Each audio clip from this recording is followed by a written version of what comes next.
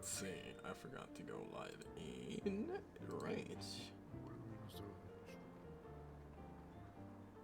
I want to basically pin her down on something real fast. I'm gonna be outside real quick. I thought there was... Maybe I shouldn't name it court. Okay, no mind. There's one case today. The other one got dismissed because you broke bail. No, I'll say Right, that yes. till I actually become a magistrate.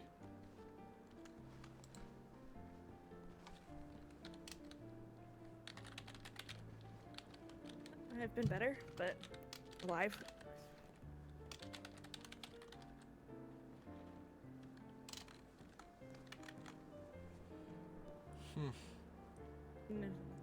I know who it was, so. I know who it Yeah, was it too. was Johnny Cipriani, and the man who kidnapped and tortured me 6 months ago. He was mad that Mr. that Thompson, I that didn't die, death is and absolutely that horrendous. didn't get to kill me. It's uniform gold. It's very ugly, I must say. Tell coats. I'll let him know. Shit. Relax. Left. That's Will Thompson. On the right, the small man with the big nose is Thompson, yes. Alright, good. Oh. Yeah, I see him. You do? No, I'm blind. Yeah, I know. That's why I was asking. How are you there, Dean? Oh, Ford! I'm lovely. I'm lovely. Yeah, Good to meet you, to, Sam. Yeah, good to see you. Howdy, man. I wish I could say the same. But it's good to Yeah, hear you. I It's do good too. to hear you. It's been a little bit. Yeah. Good to see you. Yeah, I had a really rough day yesterday. What's it? Probably something I shouldn't talk about here. It's a long story. Well, fair enough. We'll chat about it after, okay? Sure, yeah. Or I could just walk on closer and sit by him and have that conversation. apologize, ma'am. What was your name? I don't want to interrupt everyone Emma here. Wolfgang. Pleasure to meet you. Oh, I Good love to meet you. Ford, I'm a man. retired doctor hoping to He's such a good DJ. role player. Oh, that is you who sent the telegram. I am. That is Pleasure to me. meet you. Pleasure to meet you too. Well, hopefully one of these days we'll be working together then. Oh, yes, hopefully. Hey, what's going on, Ray? He just needs to talk What's to Ray happening? about it. I was gonna That be on sounds Braden interesting. today, but I got court. Yes. I got stuff going on Dean. I have to be on him. Tables in this fucking courthouse. And this is one of the few times Chief Justice Ellery's around. Coffee free. That would be Yeah. absolutely It's an aftermath too, you know, after all that happened yesterday. Oh, yes, it would. But I'm Greetings, feeling Skylar. pretty safe on Dean right now. I've been better, but I've been healing as of lately. It's not the old Bailey. You don't need to hobble around the fucking What, house. And even what the makes you old want Bailey to didn't- join I DOJ haven't been then? able to So, work for a few days. I have due to an a incident, keen but sense of justice. I I enjoy have an it. interest in the justice system. As I said, am a retired doctor. So, you know, I've always worked closely together with law, It's the and same shot I've had well, for a while, Mr. Ellery. I just really like wearing suits. Oh, No, I'm is kidding. it bad? I'm also a That's kind of the point. psychiatrist, so I don't know. You're I've making taken an it interest sound in like it for a it's while. bad. I didn't want to go back to the doctor's office, so I thought, you know, why not stick my toe into some new, something new and interesting. Yes. The shiny suits are a nice sorry perk. there. Shit, you're stressing me out. Oh no, of course not, Mr. Carter. After this matter is concluded. Sure, yeah. Yes, sir. I'll Well, be Mr. Ellery. around. Hello? No, I was gonna be more Long around. time no see. But, It has yes, been a while. if my Yes. notes serve me correctly, this is It is Mr. Dustin. Keeley's core. Hey there, what's going on, man? Yes. Rustin Dubois. What? Rustin, there you go. Not Rustin, Dustin. Hey, Uh, I'm sorry, I've Charged met the man attempted today. second degree. Yeah. Well, how are you, sir? You back Miss full-time Emma, now? I am Yes, back sir. full time, yes. I'm very good. Outstanding. Do me a favor and just sit with me here in the back for a moment. Excuse me? One. I want to ask something of you, but it's a bit of a private matter. All right, what is it? You have a rash you want me to look at? No.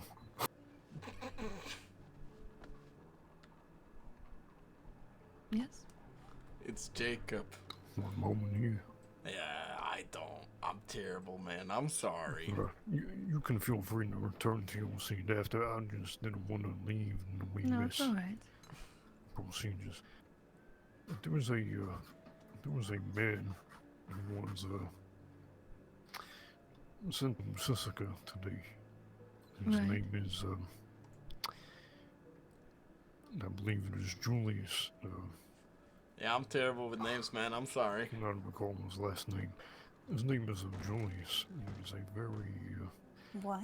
interesting fellow, very simple. I can remember very few Twitch names. I'm getting better though. What's the first name? However, he is Our shooter I recognize facing though, of multiple course, man. charges of How are murder. you not VIP, man? Let me sort you out. That's He crazy. tells us that he has someone he calls his father, Right. Okay. Okay. who tells him to kill What's these going on, these man? people that Awkward he try. calls He pigs. hears voices. We are unsure. Okay. We don't know if this father Yeah, of I his know. is I was real. gonna come by, Or but if then it they was all in dragged me his to head. this. You know how it Right. is, man. If you would be able, To have a To conversation what? with him?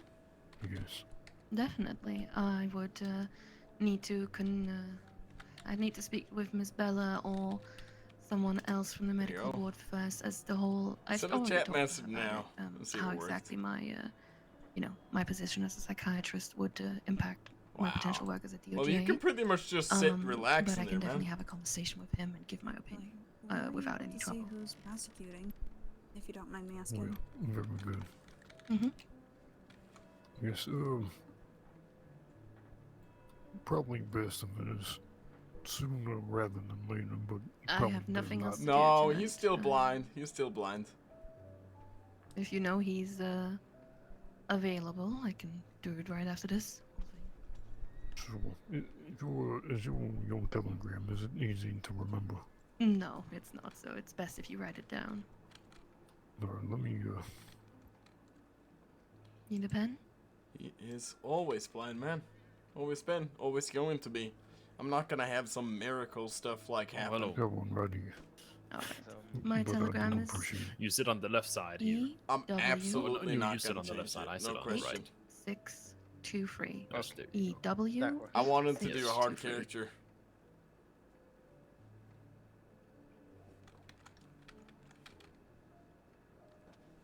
Alright, very good. Alright. I'm not sure what Ellery wishes to talk to us about. Unfortunately, unfortunately, I am planning a get together with a lady tonight.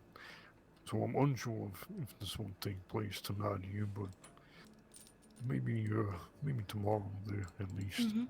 I'll make sure to check my telegrams. No worries. Alright, very good. Well, I certainly appreciate it. Of course. Could definitely use a medical opinion on the matter. That's Oh. exactly why I wanted to join the DOJ, to be honest. Very good. We can return to our seats. Yes. Alright, thank you. Excuse me. I didn't mean to say that. Oh, I'm sorry. Hello. Sorry. You're right. I'm clumsy. I can't help it. That was a Yeah, joke. me too. Me too. You are a giggly one, aren't you? Oh, you could hear that? You're alright. Oh, I'm completely fine. I I'm don't think you are. You're embarrassed. Well, yeah, a lot of people don't usually hear me laugh. Are you sure? You've been doing nothing else but laugh. Oh, I guess I'm a little. I guess I do a lot of laughing. I guess. Mm. God, I think she heard me after. Chuckles. Little Good chuckles. name for you. I don't know. Chuckles. I think Dean is a good name. Sure. I He's would young. agree, yeah. Let's see. So how long were you working for the doctor department? For quite a while. Like it's what you've been doing your whole life, so that's a lot of years. No, I immigrated to America a couple of months ago. Oh. About 5 months ago, I'd say, and then I went back to Germany for a while. Now I'm here. Howdy there. Now we used to come from Germany, the Lynn's actually. Well, I think I should be asking you. The My question father you used to started. tell me this story about how we sold all our business here and moved over to Nebraska and this. My. I have a lot Alright. I have a lot of aunts and cousins. I think I have like in total. I counted the people who are around right now, and I think we're about like 20, something along those lines. Okay. Yeah. So it's my uncle Gabriel. It's Victor, Angelina. Vincent. Yeah, a lot of them. A lot. Yeah, I know Vincent. You know Vincent? I know him very well, yes. Oh, how did you get to know him? That's a good story. How did I get to know Vincent? Yeah.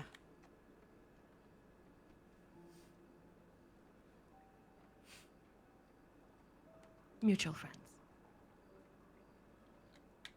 Mutual friends. Yes. Oh. Like his family or? I'm a pursuer of the arts, Dean. Oh, so you like the theater? That's what you're saying. Yes. Huh. But that's not how I met him. Sense. I'm sorry? In the Greek sense, Please or remove your hat, sir.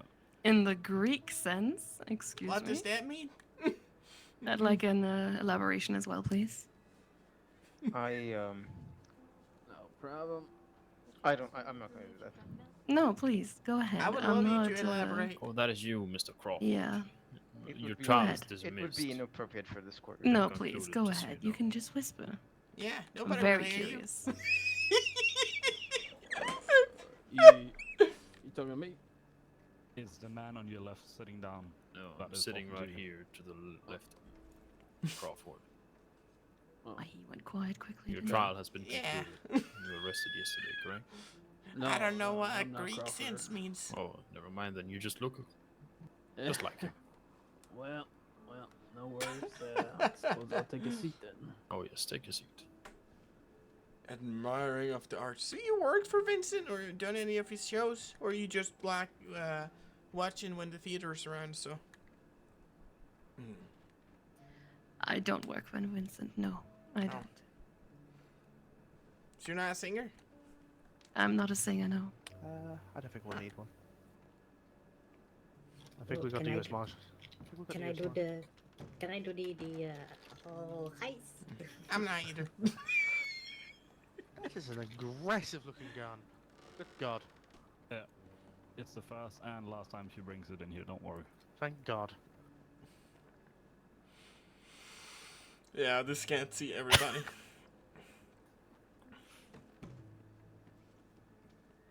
What do they mean aggressive gun? Stand up in the well. Just stand up in the well here. Just sort of this area.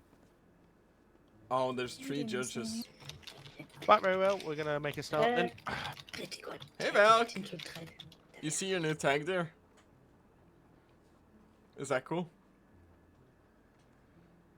So we're gonna bring this to the start. This is a hearing. No, of the it's a Supreme fake Court. mustache! We're hearing an appeal. Achilles Core versus fake. the people of Monroe. This is an appeal from the circuit court. And just a bit of background. We haven't got the prosecution here, unfortunately. It's a fake so this will mustache. just simply be hearing from the appellant. Ms. Jordan, if you'd like to make a start on your oral arguments, then. Yes. Can everyone hear me? I can. Yeah. Yes, ma'am. Okay, great.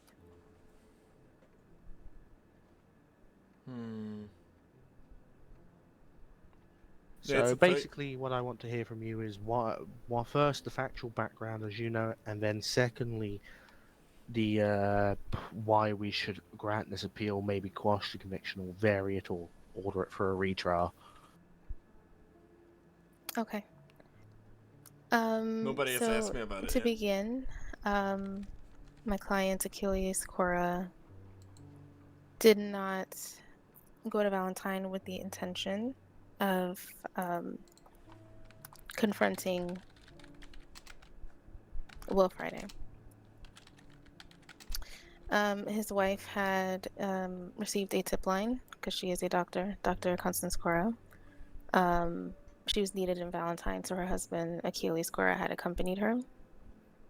That is where they saw a crowd of lawmen on the hunt for Will Friday, who was found at that point. Mm-hmm. So Achilles Cora did not have any intention or a premeditated notion to confront or find Mr. Friday. That I believe. Those are the facts. Now,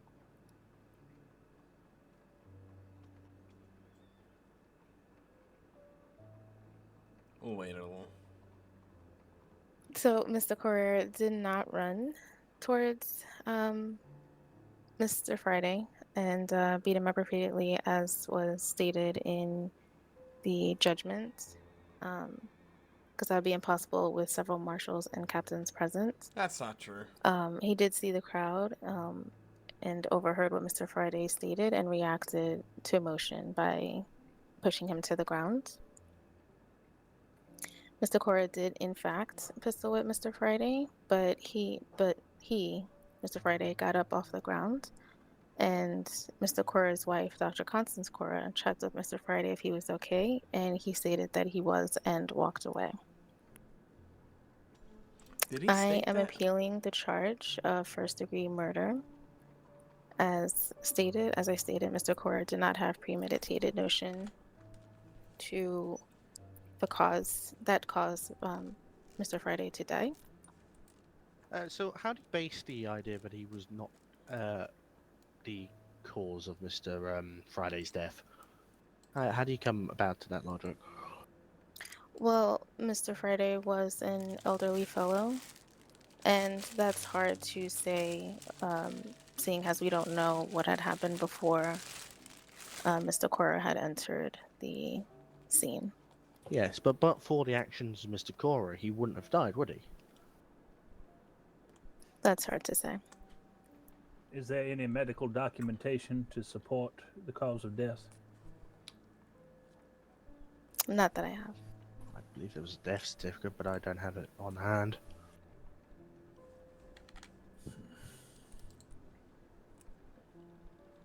Miss Jordan, do you know if an autopsy was requested? Not that I'm aware of.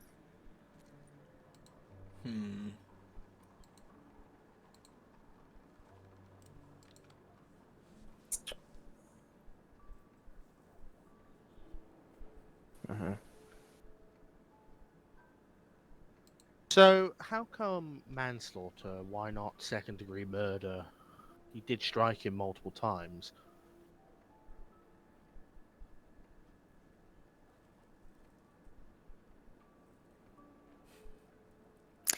Because first-degree murder goes against the law of causation. And due to Mr. Friday's age and his health status at the time, he could have had ailments that no one was aware of. Well, I'm more asking in regards to the premeditation aspect of your skeleton argument. You made the argument that he did not he had no premeditation and therefore should not be liable for first-degree murder. Mm-hmm. But he did intend to cause serious harm, did he not, by striking him multiple times?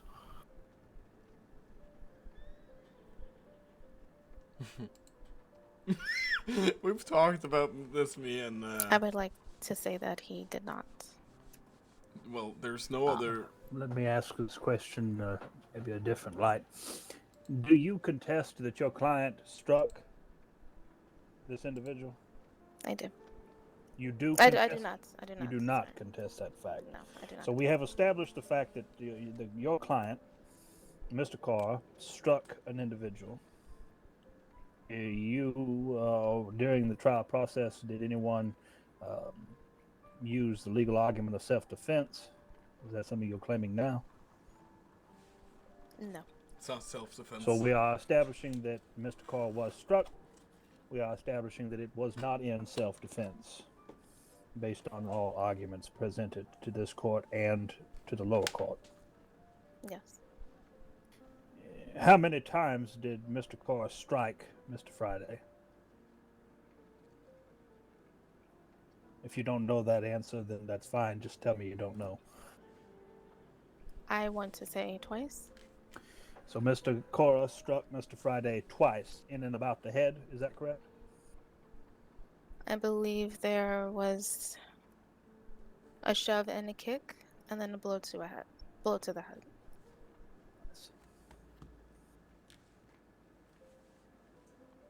Well, Mr. Friday was a frail old man. Could it not be foreseeable, in your opinion, that by pushing him and then striking him with a revolver, that he could have Thank you. died? Follow! Welcome. We've made this argument with Garfield. It's hard to say.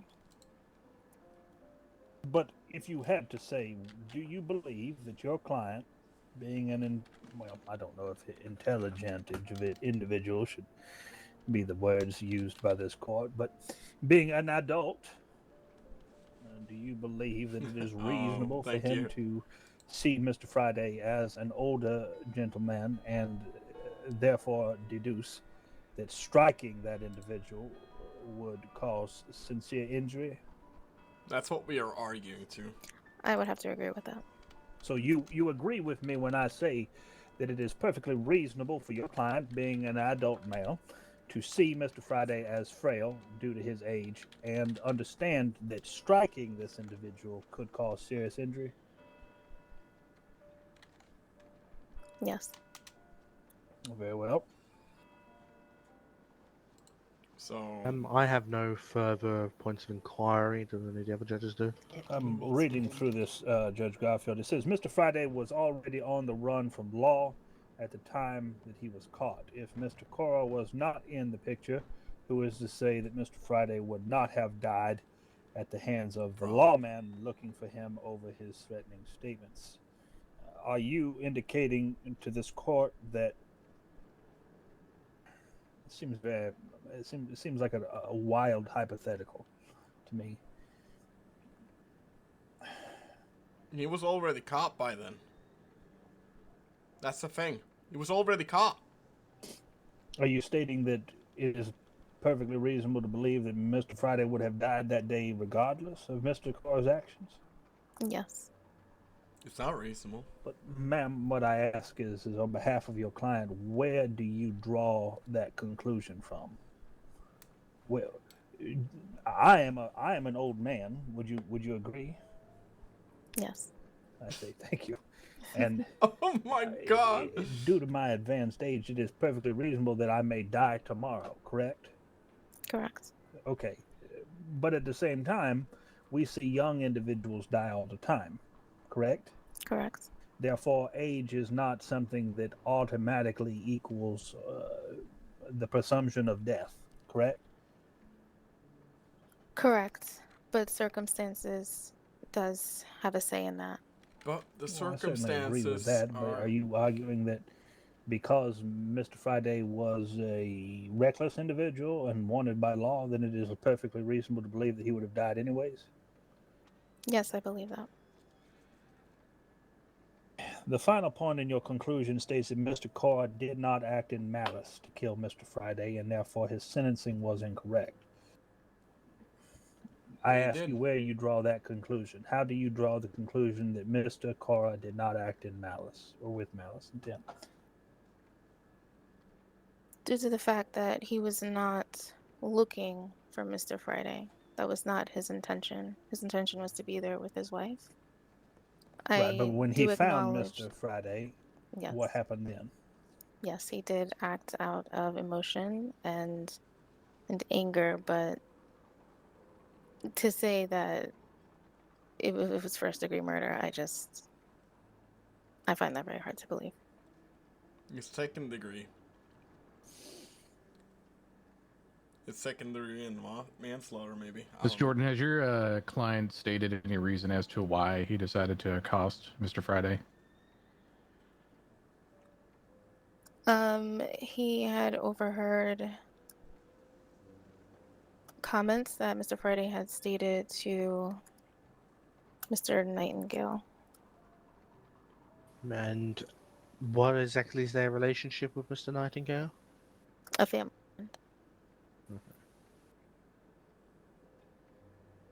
Do you happen to know what these comments were? I do not.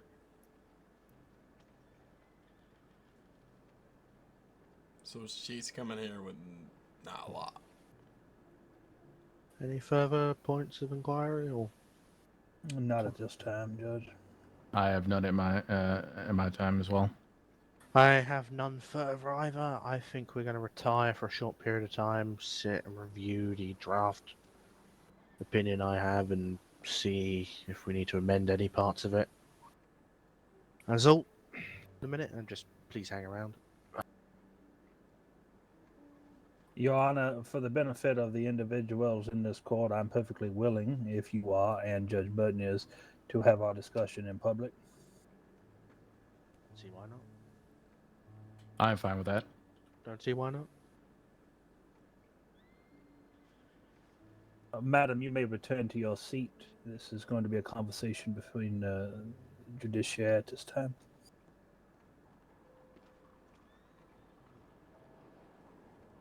The way I see this, it's not first-degree murder. That's my first impression.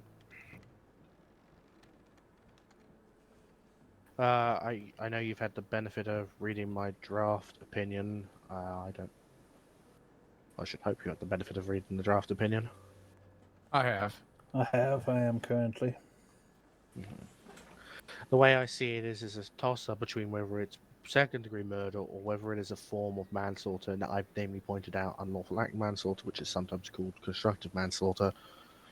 For the simplicity of here, secondary murder is also something in Monroe's effectively depraved heart murder.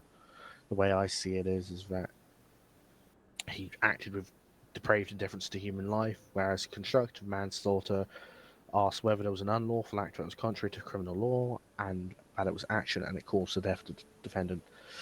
The issue of causation, I think, is rather settled in my opinion. Second degree.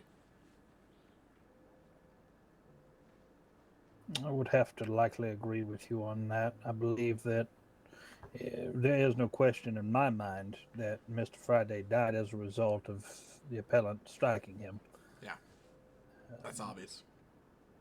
Whether it was a premeditated act or otherwise is, I think, the matter before the courts.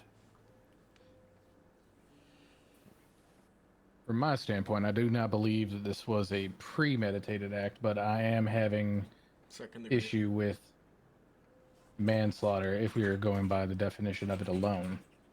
Intentionally, he did cause some harm, but was his intention to, or was it unintentional then to cause the death of the individual? I do not believe that there was a thought in his mind at the time to cause the death of Mr. Friday. But there's still the fact that the actor. Trust me, I agree. The way I see it is that the act of causing, striking him with a revolver, you intend to cause serious harm, and as a result of that actions, he died. I resort to, in my opinion, second degree. Yes, that's there what is I'm no saying. doubt in my mind that Mr. Cora, the appellant, struck Mr. Friday in an attempt to cause some sort of harm. And the definition of second-degree murder states that in the final portion of it, that, well, just in general, no person shall act in an unlawful killing of human beings without premeditated design to effect the death of the person killed, and shall be held equally liable if death occurs from any non-premeditated act. Mr. Cora intentionally struck Mr. Friday. That fact is not disputed by anyone. striking someone in and about the head is perfectly reasonable, in my opinion, to believe that that will cause serious bodily harm or death. And I believe that the act was intentional. I lean more towards second degree in this case. Yeah.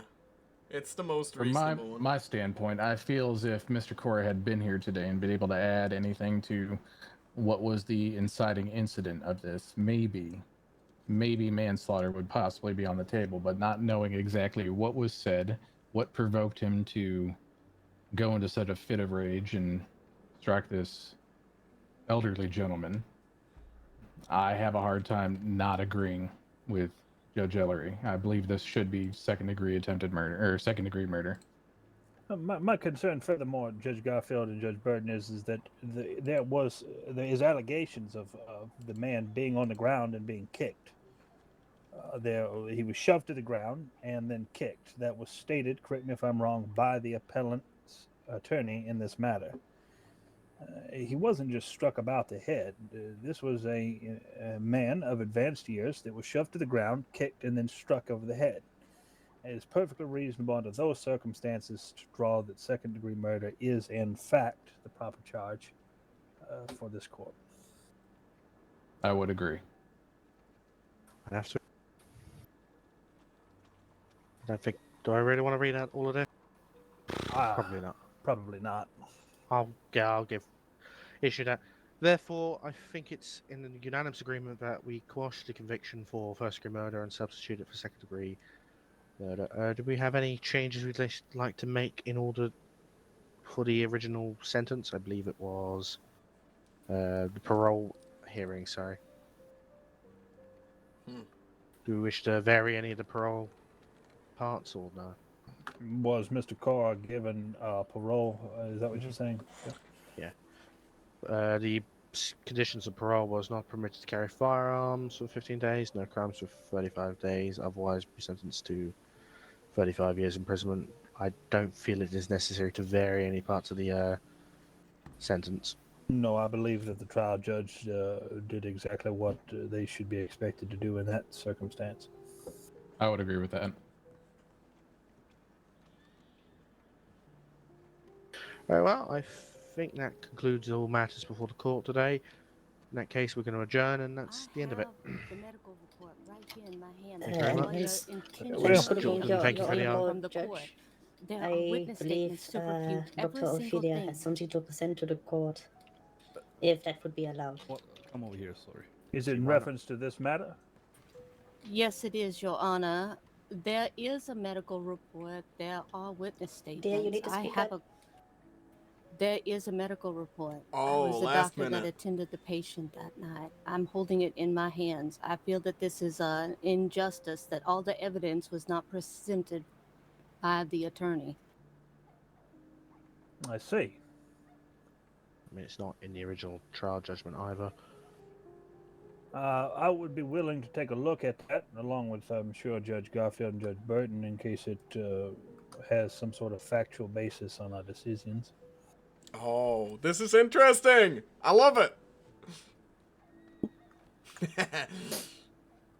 My apologies, you will have to flip through my medical journal here, but there is a copy of the report titled Will Thompson Friday that shows that his injuries were the direct cause of his death and not an underlying medical condition. Your Honors, with your permission. Of course. Of course.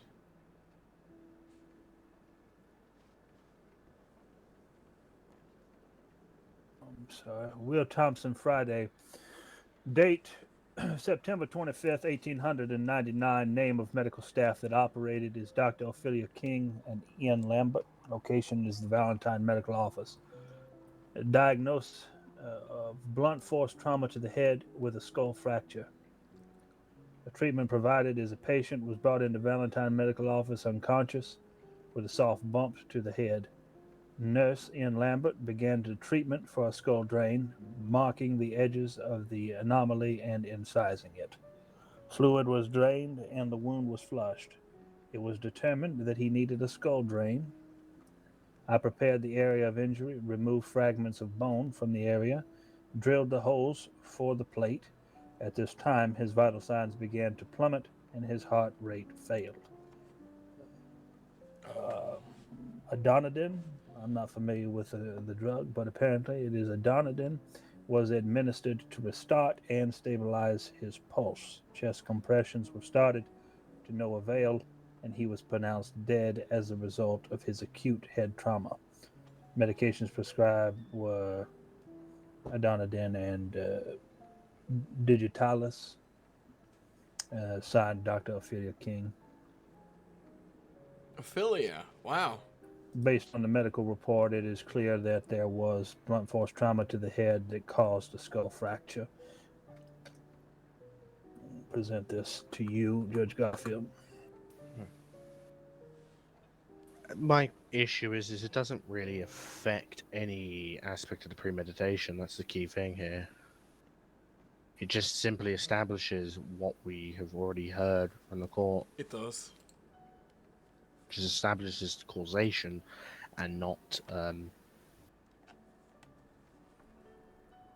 premeditation. Is the trial judge in court? Yes, Your Honor. Would it be appropriate, do you believe, to call him to speak on behalf of the case, being how the state has not presented Considering the state hasn't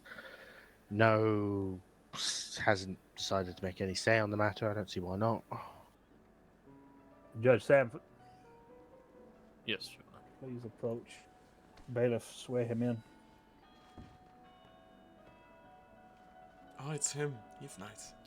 He's I was having great RP with him earlier. All right. Seeing as how we do not have a bailiff, I suppose I can do that duty. Yeah, oh, you are. You are. Okay. It's just I'm just very tiny. Well, you figured you could see him with the nose. Anyway, please swear, Mr. Thompson.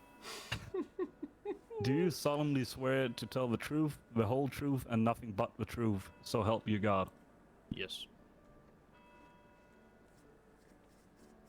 Very well. Very well. Judge Sanford. Yes. You were the trial judge in this matter, correct? Yes, that is correct. I was contacted on telegrams by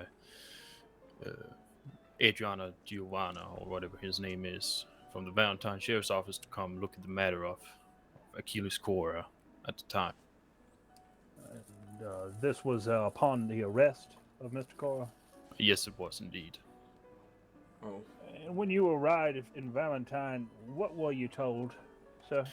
I was told by the arresting U.S. Marshal that upon the day Mr. Friday has made comments on Jebediah Nightingale's mother and has also apparently attempted to sell horse semen to the public in Valentine. This was Achilles Cora not very fond of, and therefore attacked Will Friday and kicked him, pushed him to the ground, and I was told that he pulled a gun and told the man laying on the ground to give him a reason not to kill him. Oh! Yeah, I remember this. Very well. Were you instructed by any of the doctors on scene or any of the law enforcement on scene how Mr. Friday obtained a fractured skull? Yes, I was indeed. I was told by the arresting officer that Will Friday Thompson has suffered a head injury by being pistol whipped by Achilles Cora and has suffered a skull injury and a skull drain and sadly died under the table. Were you told whether Mr. Cora struck Mr. Friday over the head before or after Mr. Friday was shoved to the ground? It was after.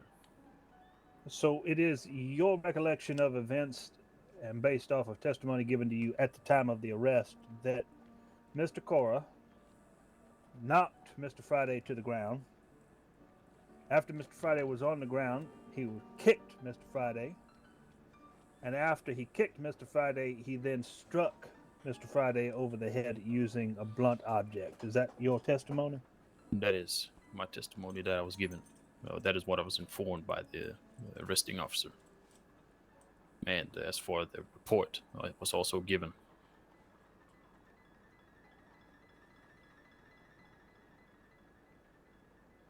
Judges. Still not sold on first-degree murder. Seeing as Mr. Core had pulled a weapon and could have very well shot the gentleman, the fact that he opted for a less serious means of injuring him, I do not think the intent to kill is still there. Oh, Your Honor, may I add one thing? I respectfully disagree with my honored colleagues. I believe disagree that too. the strike to the man's head after he was knocked to the ground signifies an intent to do harm, an intent to do serious But I bodily still harm. do not feel it's premeditated. It feels to me with the heat of the moment, Yeah, I agree with which Garth. would make more sense for second-degree murder. I suppose that is a valid argument. Judge Sanford, you may continue. Yes, the reasoning behind the first degree that was pushed by the arresting agency was due to Mrs. Cora's way of talking to the man, of pulling his weapon before hitting him and saying, give him a reason not to kill him, as he has planned to kill him. No, that's arguable. That's arguable. He said, give me a reason not to kill you. That could also be the opposite thing in the same way, could it not? It could very well be. But Could as just seen be as in he the was heat of pushed to moment the thing. ground and kicked,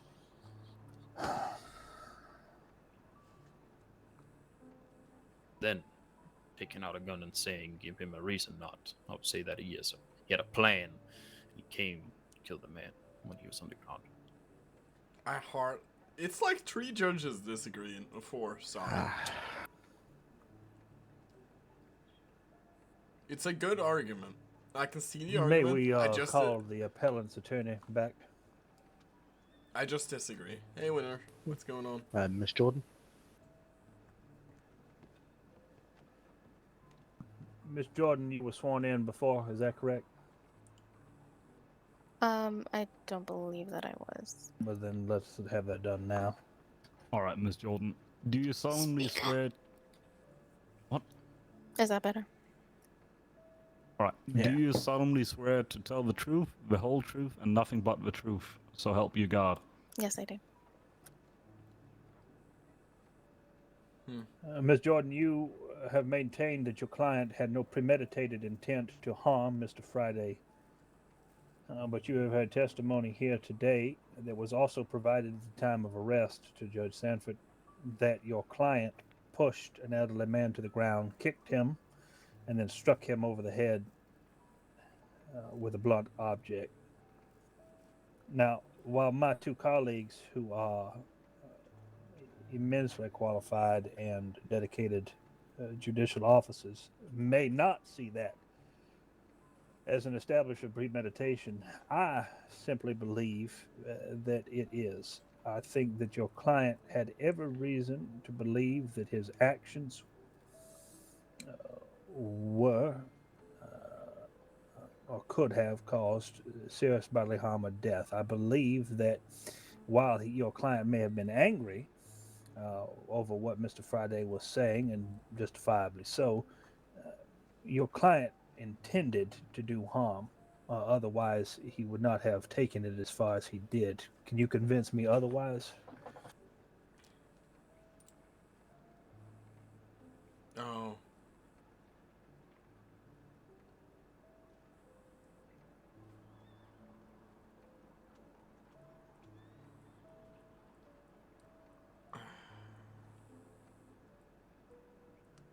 She's not talking.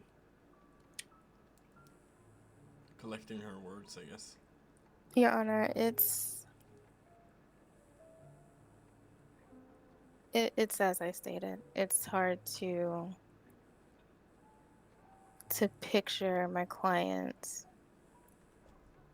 intentionally going to Valentine, finding Mr. Friday, wanting to harm him, and I can't convince you otherwise than what I have stated. Very well.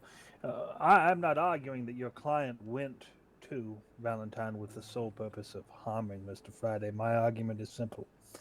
My argument is, and my dissenting opinion from my colleagues is based on the fact that once your client witnessed Mr. Friday, heard what Mr. Friday had to say, your client could have very easily decided that he would not engage in any sort of malicious behavior. Your client made a conscious decision, in my estimation, to harm Mr. Friday. Your client made a conscious decision to do sincere damage to Mr. Friday.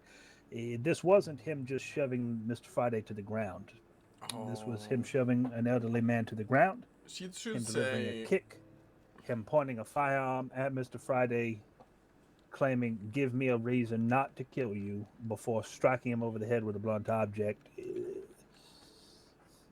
This seemed very, very, very calculated, in my opinion.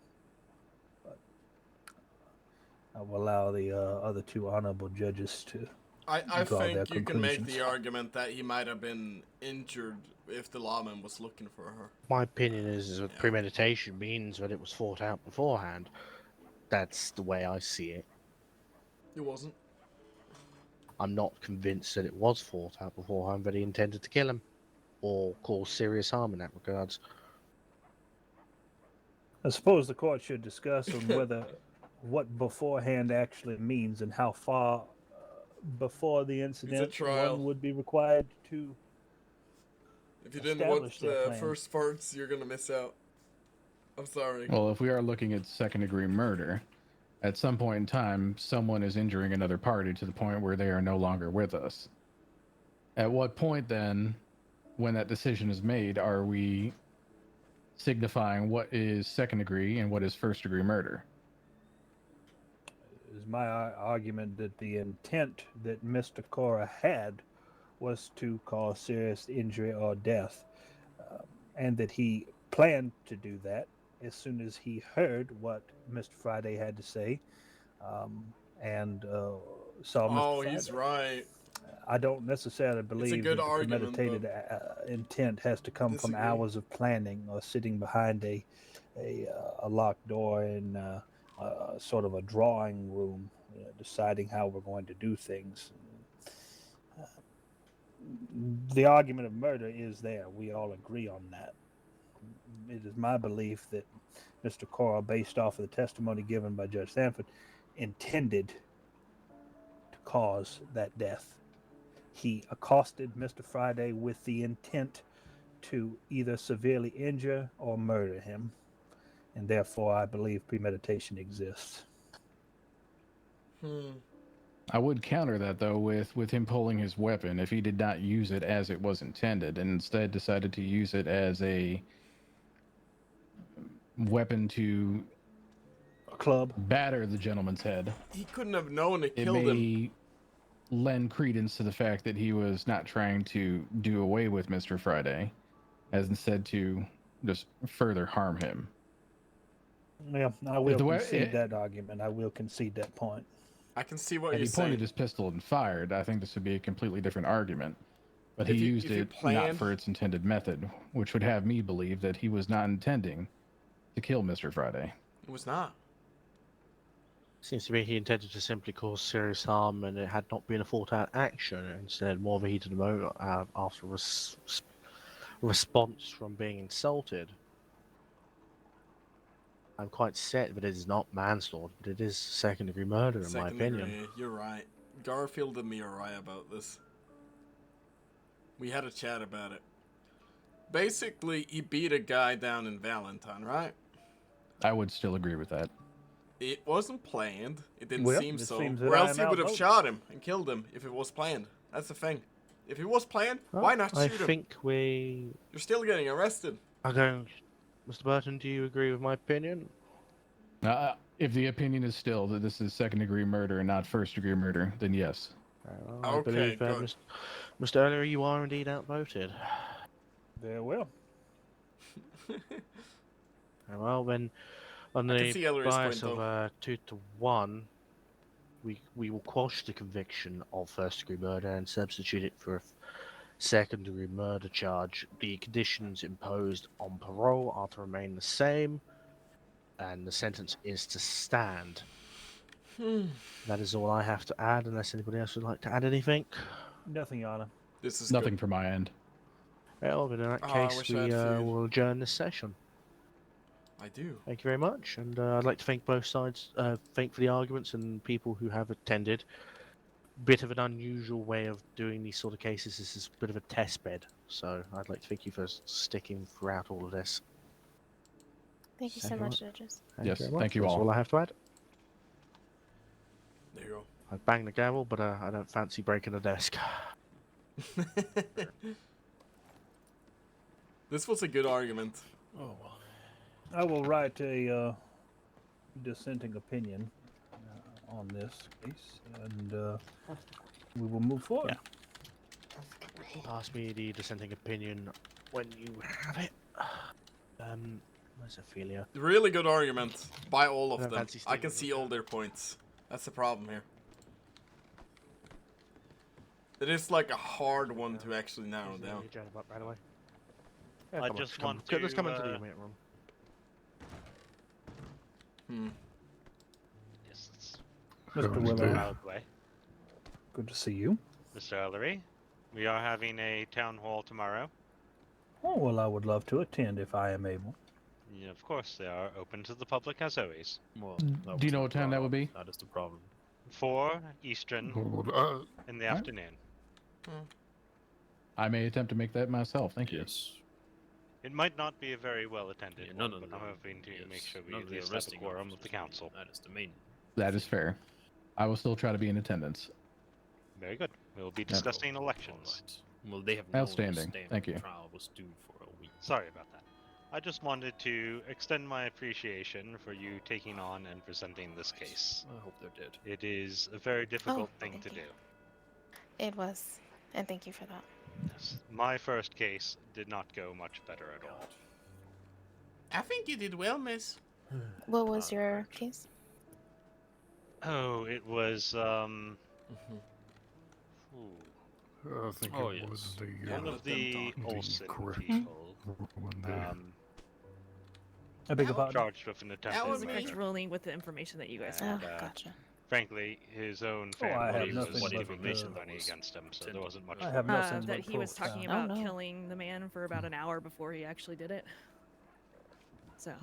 I have no doubt that my colleagues, Judge Garfield and Judge Burton, made their decisions on the best evidence that was Yeah. provided to them. I just simply disagree Yeah, I appreciate with that. them. You too. I believe that Mr. Carr, having known the frailty and age of the man that he was accosting, and the fact that he accosted him, Yes. and the fact that he knocked him to the ground, and the fact that he kicked him, and the fact that he then struck him over the head, is in my opinion, enough to establish premeditation. However, I think that Judge Burton makes a very solid argument that Mr. Carr did not use his firearm in the way that it was intended to be used, and therefore it is perfectly reasonable for them to draw the conclusion that he did not intend to therefore murder Mr. Friday. But I just feel like, so what if all of this had happened with a hammer? Well, I suppose that would be an argument to make, is that Yes. obviously he wasn't clubbing a nail into a board, so he wasn't using the hammer in the way that it was intended to do. But I think that Judge Burton and Judge Garfield feel that the premeditated element of first-degree murder is something that must be taken very seriously. And the argument I wanted to bring up was because the pistol basically got used as a hammer. And if anybody would have smacked him with a hammer and he got the head trauma, then he would still have... Very likely, yes. We have a case coming up soon involving that's a a good hammer and point. hitting somebody with what happened yesterday. So it Like I said, he will do something like this again, and he'll go to jail from again. Well, I've That's what explained he to the does. individual that he's on his Are you last talking about the guy who beat up my cousin? It's my understanding that Mr. Cora is perceived to be deceased. Oh, all right? Well, That is information that I have received, but it has not been confirmed. I cannot confirm that with anyone because I don't know. But It may be the reason he is not here with us today, in the courtroom. Is he to be released once? He is on parole. He's on parole. Oh, okay. He's out in the wild. All right. Yes. And his parole restrictions have not changed. No, it does not. Perfect. he also attacked Annie Derringer, so wasn't that him? do we have anybody that? Let me see here. I want to go ahead and get Val DeTerra and Wes DuPont sentenced. Yes. Did you receive all you needed from the United States Marshals? I have. Can somebody unlock the door? Yeah, I'll go. Sure, sir. No, I'll do it for him. I'll do it for him. Come here. Thank you. Appreciate it. Be careful with the stairs, Peter. It's alright. Oh. Oh. These stairs are slippery. Oh yeah. You gotta have the right boots on. It's alright. We use shoes, but it's alright. Well, sir, here you go. Thank you. You have a good one. You too. This is literally my job. If I didn't do it, I would feel bad. This would... yeah. I agree with both sides. That's the problem here. I think it's second degree more than the first degree, but it's the same point Garfield made. Do we use the room on the other side of the hall? We most definitely can. This is a cramped space. All right. Garfield. Yeah. Is this something I should wait at, or? Oh, no, you might as well listen in. Alright, thank you. Oh yes, the triangle. I'd call it something else, but I might get into trouble if I called it that. Garfield, would you please stand to my right? Alright. Mr. Love. Everyone else, fill into the gallery and please make room.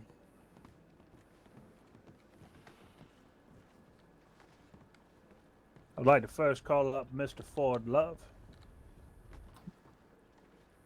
Howdy there, Your Honor. How are you doing, sir? Well, I am doing well. That was an interesting case. Or I thought so. appeal. Let's see here.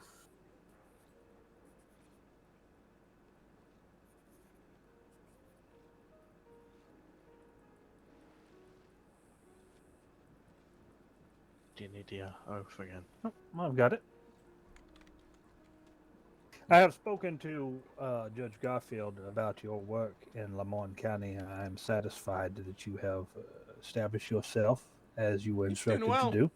I am satisfied that you have done your very best in providing justice to the citizens of Lemoyne County. And based on that conversation, Judge Garfield and I have decided to appoint you as a circuit court judge in the state of Monroe, assigned to the Eastern Circuit. Do you accept your appointment? Oh, yes, I do. Very well. Well Raise done, your Judge. right Well hand. done. Thank you. Congratulations. Raise your right hand, sir.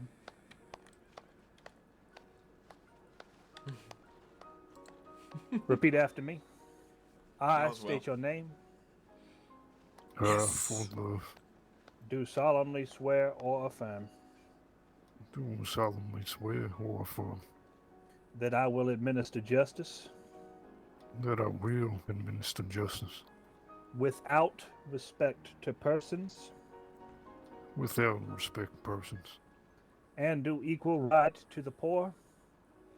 And do equal right to the poor. And to the rich.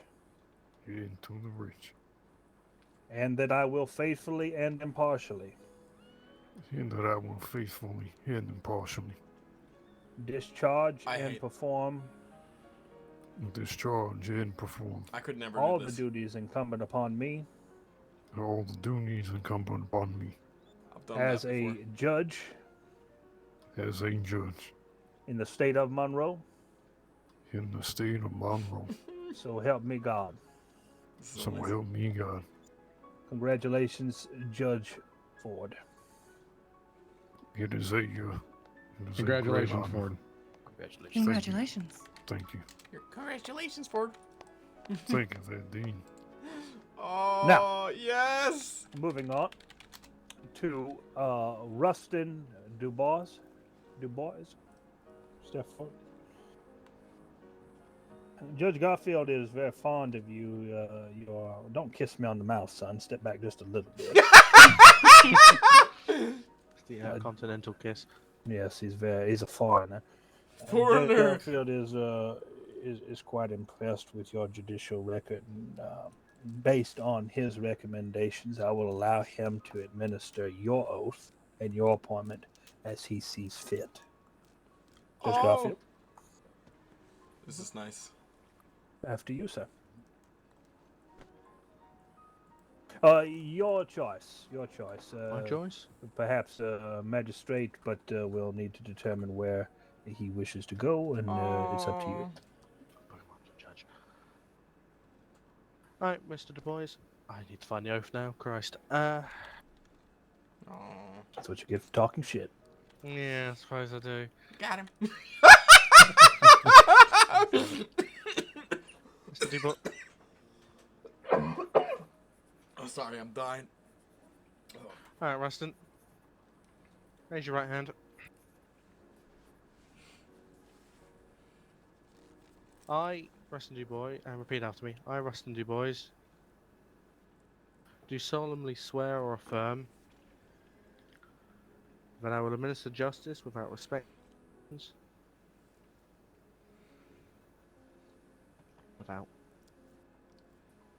and do equal right to the poor and to the rich, and that I will faithfully and impartially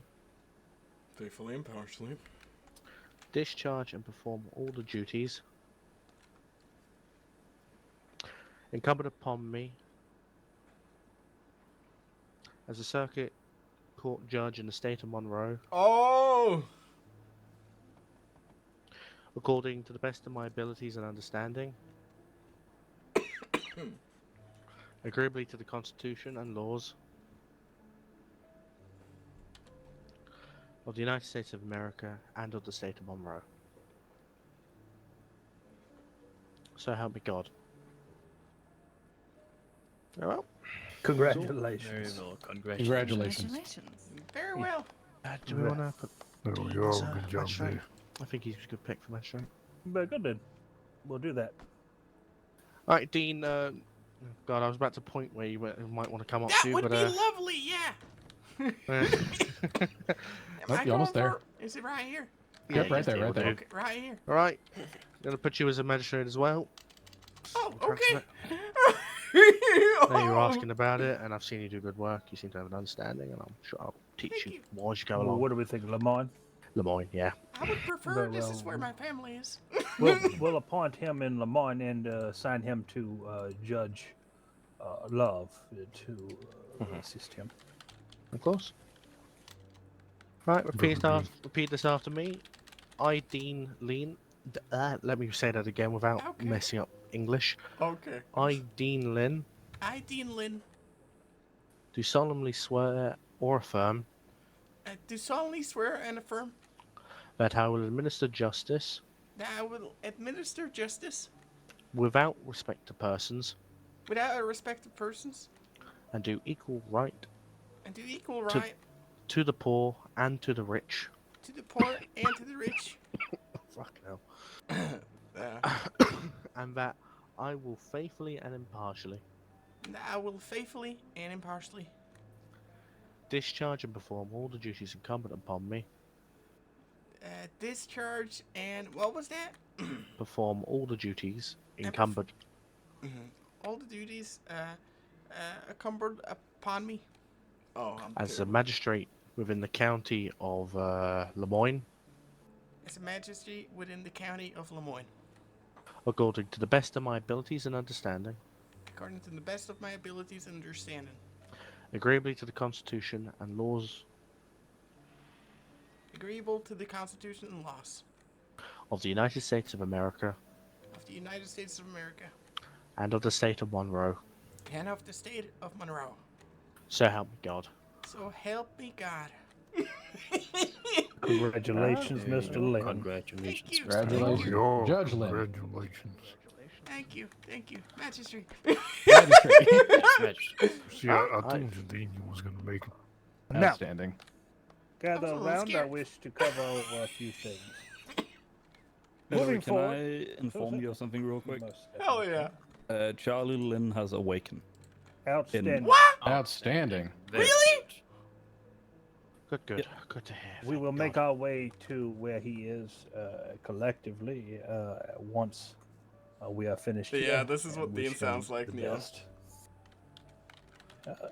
Moving forward, That's I awesome. would like all of you judicial officers to understand that we will now be holding what I will consider public court days. Each judge and their staff will basically send a message to me when they wish to hold a court day and where they wish to hold a court day.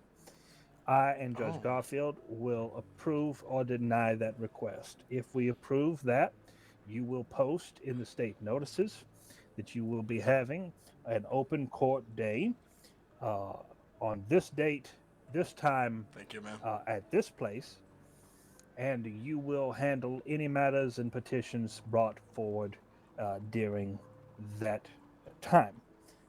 Whether it is concerning marriages, divorces, civil Hey, petitions, what's etc. going on? Criminal matters will continue to be handled the way they have been handled.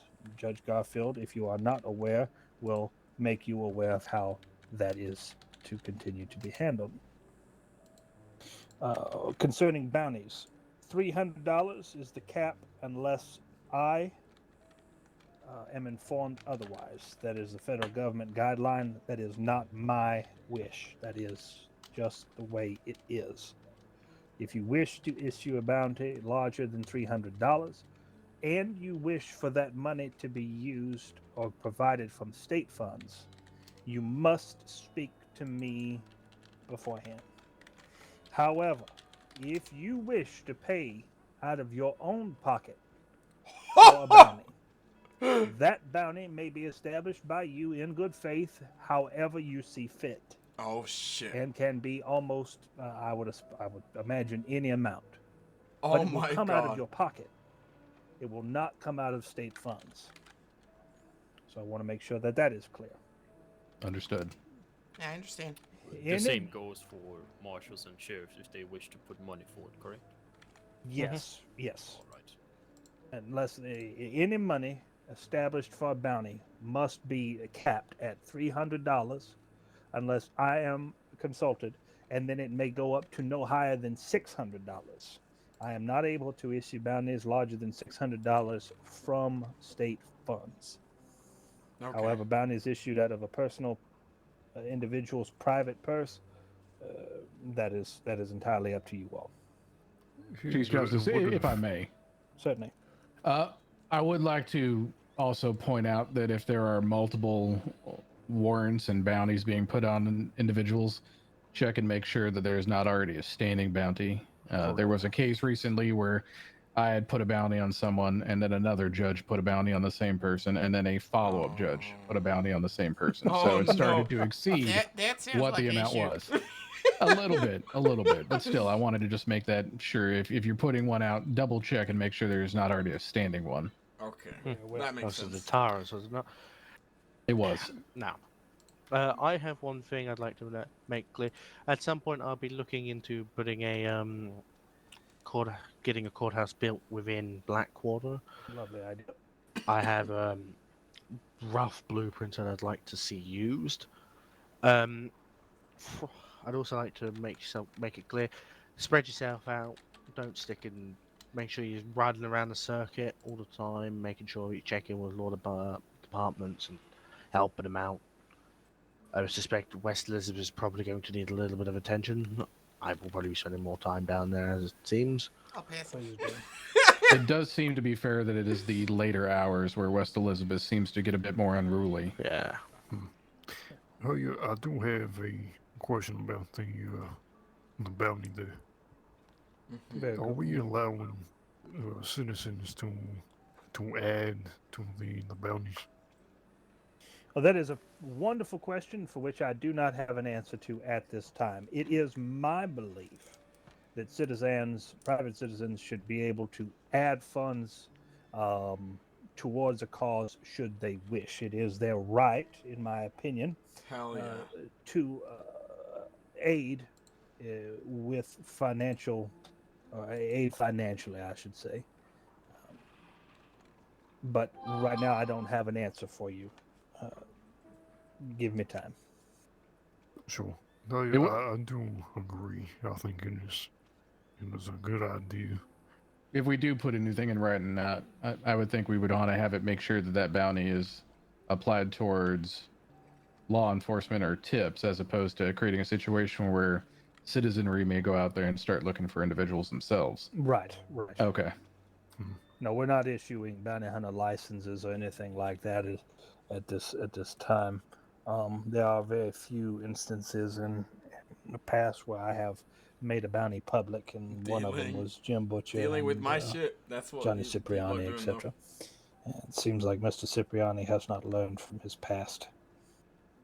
But that being said, we will make sure that Mr. Rustin, Judge Burton,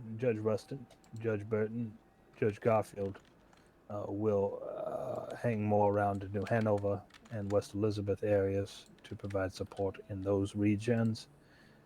Judge Meyer, Judge Sanford, you are also New Hanover, are you not? Yes, I'm New Hanover and Lamorne. I usually switch between these two. Outstanding. You will continue in that endeavor. Judge Meyer, Judge Love, and Magistrate Lynn will position themselves east.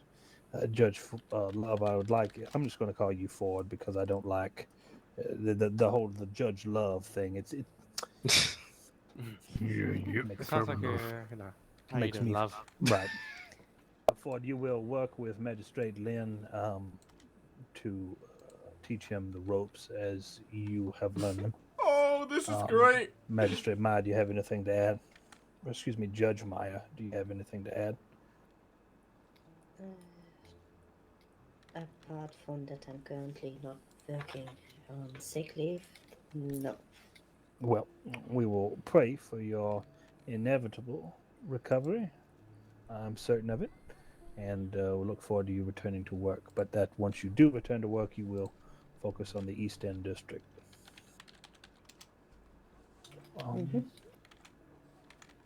Judge Garfield, I think that you will be able to work with Rustin to get him up to speed. Perfect. Anybody have anything else they'd like to add? Judge Garfield, did we want to discuss what we were talking about in roads in regards to lawyers? Oh, yeah, because you put a hold on it. We need to sit down and figure out what we're doing with this. Ford. I mean, we have somebody who... He's my favorite judge. Sorry, Garfield. I feel would be perfectly made an attorney. Obviously, they're both sort of my favorite judges in a way. Have a chat about basics of law and all that, how to find out everything and basics of argument.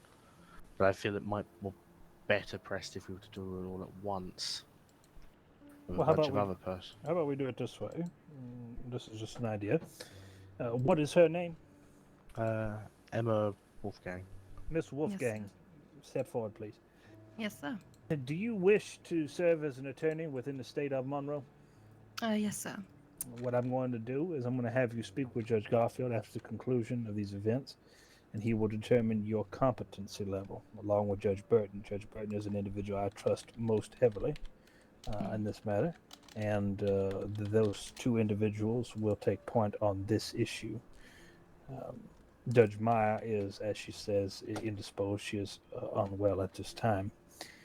What they will determine is if you are able to serve as an attorney within the state of Monroe. If you are able to serve as an attorney in the state of Monroe, I wish for you to draw up a bar process along with Judge Garfield and Judge Burton. I wish for there to be a formal process created for which all individuals obtain a law, essentially a license to practice law within the state of Monroe. I wish for there to be fewer judges but I wish for there to be more competent judges. We should not be handing out law licenses like candy to a bunch of ingrate, special needs individuals who don't understand anything to do with law. He's right. He's right. Yes, sir. We all on the same page? Yes, sir. Any questions? Yes. I do Yeah, we have are. something I wanted to bring up. I think this may be the best place for it. Please, by all means. It is in regards to the situation we found ourselves in yesterday up in Fort Mercer or Wallace with the new armadillions or whatever. The idea of holding someone in confinement pending investigation. The question that I pose is, should we have something added to the penal code or something to be considered where the courts or the departments are able to hold someone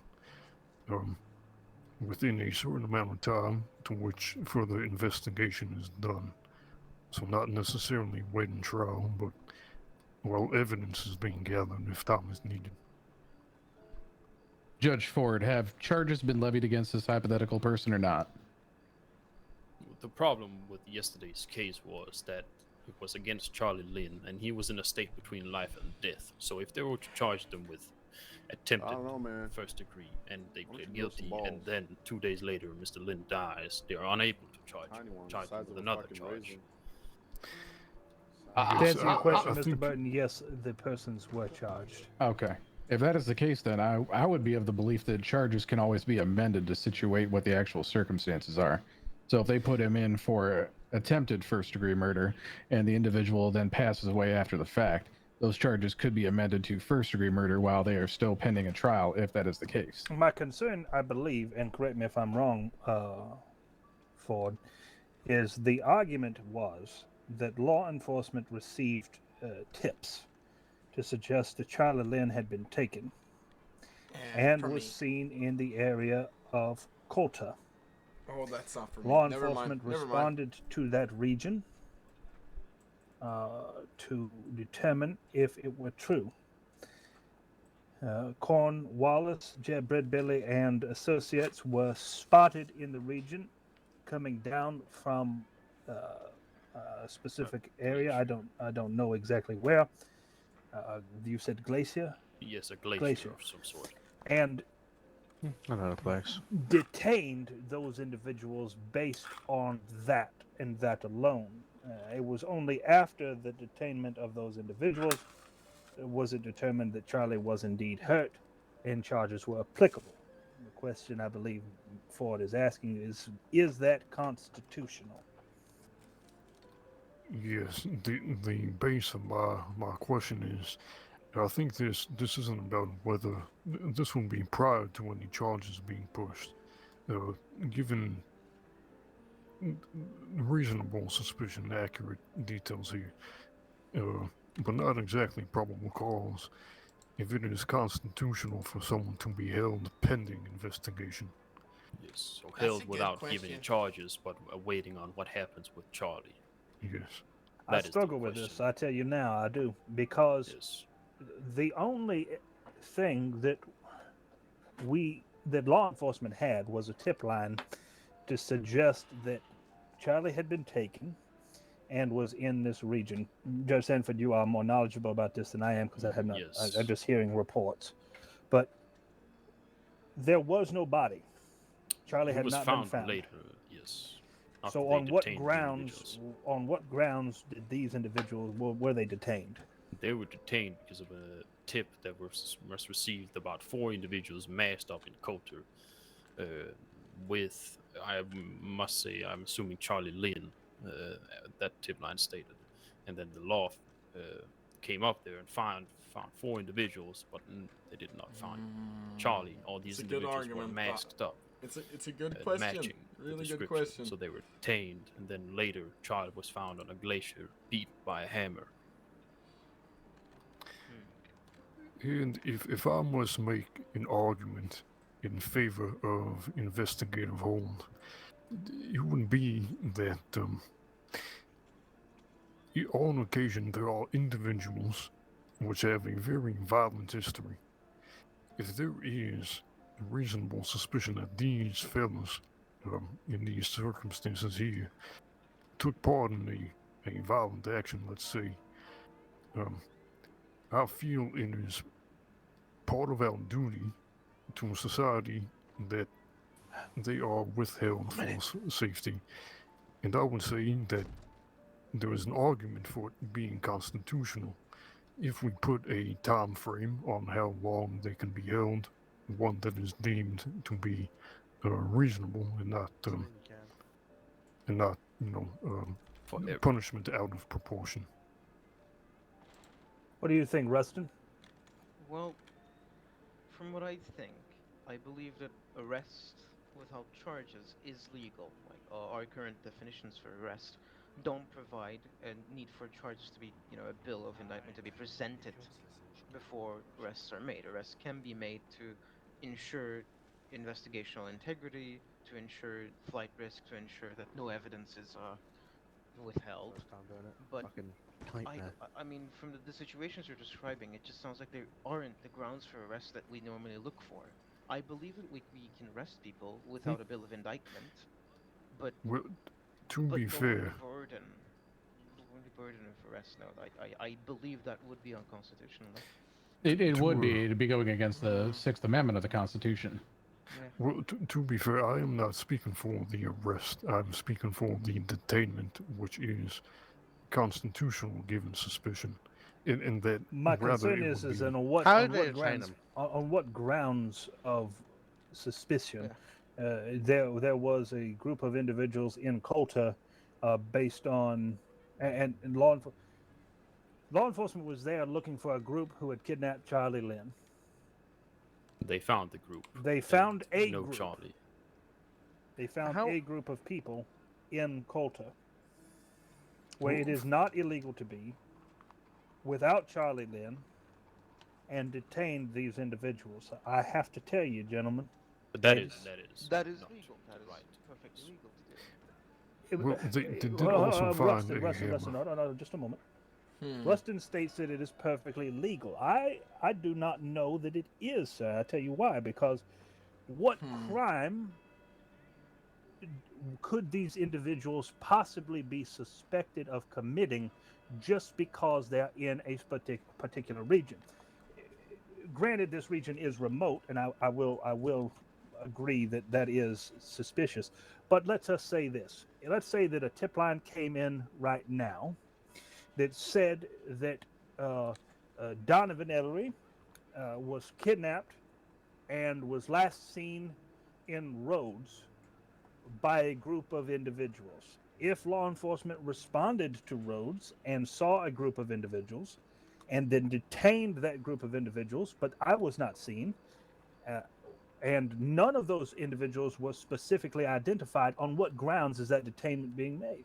No, you're right. How exactly were they detained? Were they flung in a cell? I think the reason why they were detained is because they Well, matched if they were the flung in a description cell, and if were they were masked. if they were held in, I don't know, an area that wasn't a cell, I'd be more inclined to agree that it was a reasonable detainment. Detainment was reasonable. For all we really knew, was there any reasonable suspicion that Charlie was in danger at this time? Yes, there was telegrams to the law about him being kidnapped. Oh, so there was telegrams to law stated and from he was who? seen in Coulter with a group of 4 individuals masked. And then the law found 4 individuals masked, but no Charlie.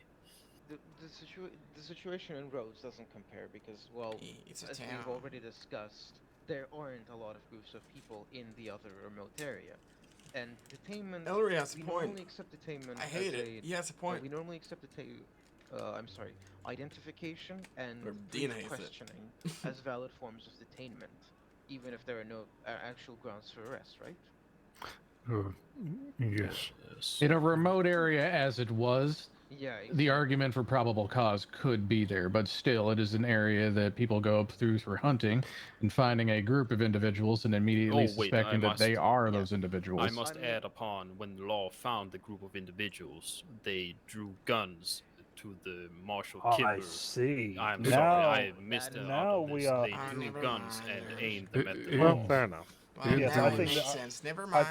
think the detainment is perfectly reasonable. Yes. If you add the remote location, if you add that the group was masked and reported to be masked and reported to be roughly the same number, and the on-site of law enforcement firearms were presented, I think that it is perfectly reasonable at that stage to detain individuals for questioning concerning Charlie Lynn's disappearance. Do we all agree? Yes. I Yes, would. but Had they I'm not pulled sorry their I let this weapons, I out. would have stated the otherwise. Yes. I would They, agree I with think you, Judge here Burton. we have to make a distinction between an warrantless arrest for cause and detainment. Yeah, I but mean- they were detained. They were not arrested before they were going to Fort Wallace when Hey, man. the medical office and the law officials What's going on? took the hammer and the skull Is Victor coming around too? part of Charlie and matched it up. And we're talking about the. what is your point of view, Mr. Weston? Well, I believe that even if Let me lower this. So the issue we're talking about how Charlie was kidnapped and if it was justified to arrest those people. crime has been committed, crime has been reported, detaining them, identifying them, and asking them questions during detainment about the said crime, that seems perfectly legal. No grounds for arrest. I would not argue for grounds of arrest, but yeah, a detainment seems lawful to me. I would have to agree, in which I would contest Mr. Honorable Burton here on the fact of that it wouldn't have been agreed to if there weren't weapons. I think we need to be careful that for suspicion alone, we all talking about suspicion. We It are. needs to be loose enough that we allow our law departments to properly investigate a situation. You're right.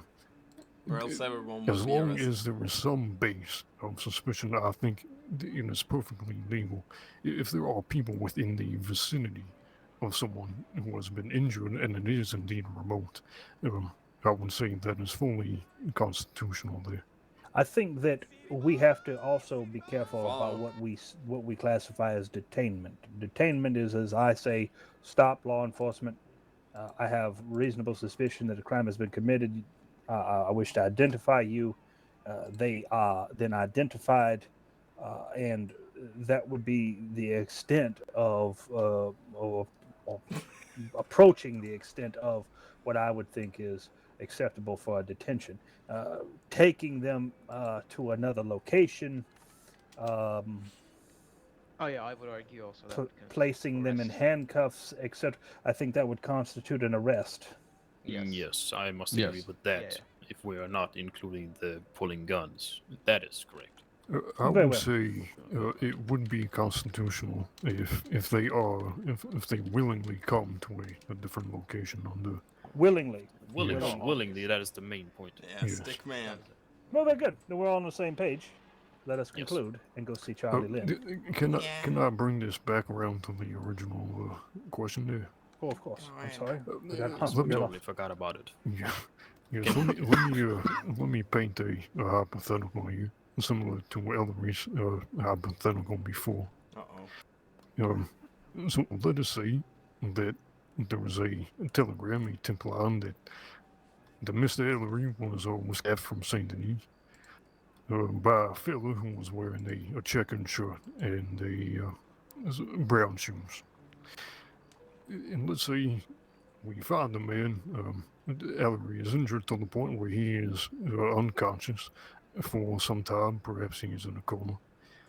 In the law, they find this man who was only wearing a checkered shirt in the vicinity of where he was injured.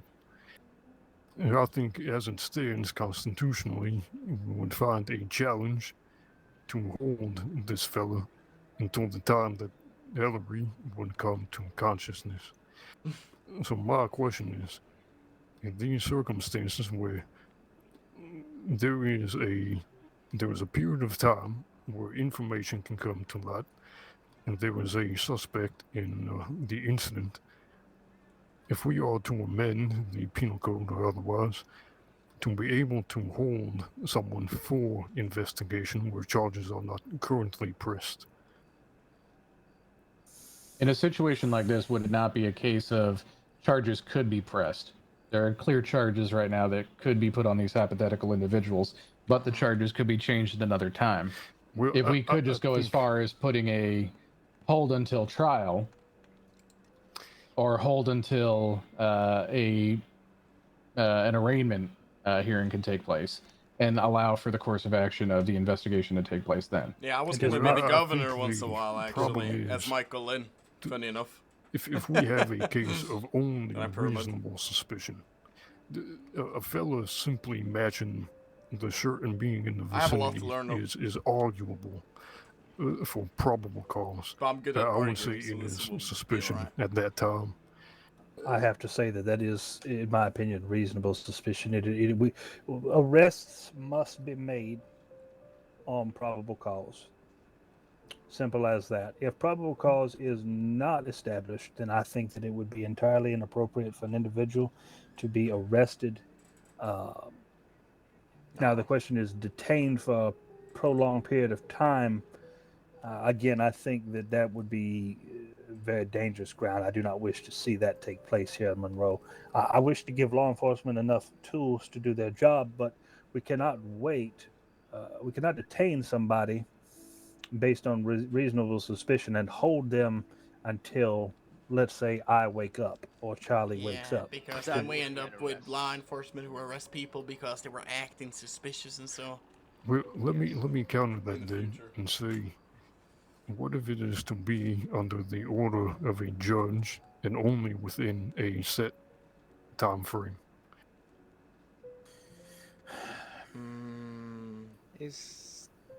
Well, the right to a speedy trial does not actually have any clarifying details that would signify what is speedy.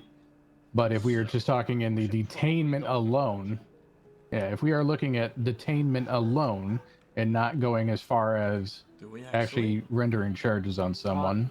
I'm iffy if we should even codify this. We should probably codify this. Yeah, Though that's I just think- because you use the like Napoleonic code. Yeah, my thought process isn't Oh, yeah, necessarily no, I to know give what you more mean power now. to the departments. great, I though. think it is good thing Ford. that this will Ford love. be approved by the judges. I do, however, think it would be of great use in special circumstances.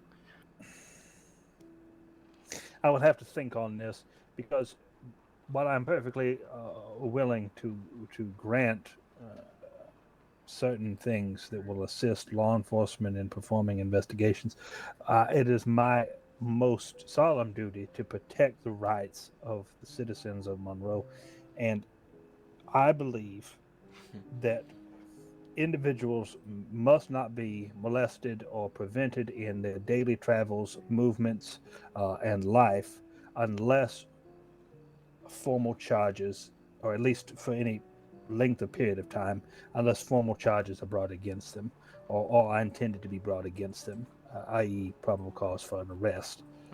I struggle to... I see what you're saying, but I struggle to grant it because I think it's a very dangerous slope. It is dangerous. Yes, it I is very think there dangerous. are two questions that we should probably settle here right now. Get a bad egg in. Sorry. I think the first Speak one up, is sir. where- I cannot yeah. barely hear you.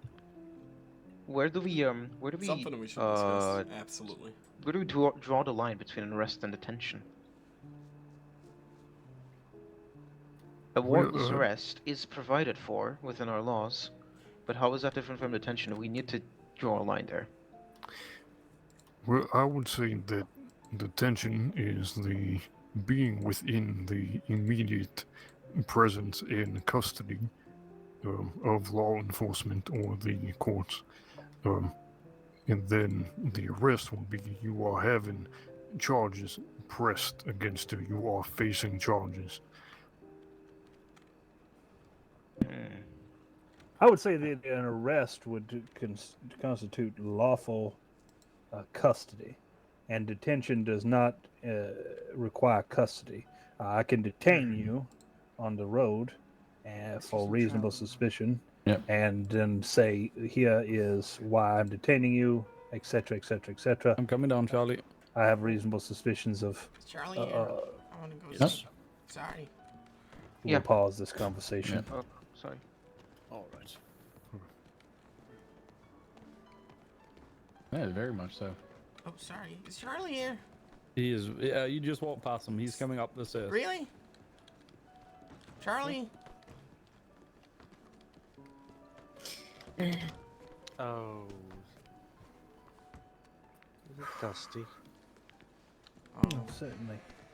Does he not see me? Let's get him comfortable immediately, please. There's some chairs over here to the right, Charlie. I heard.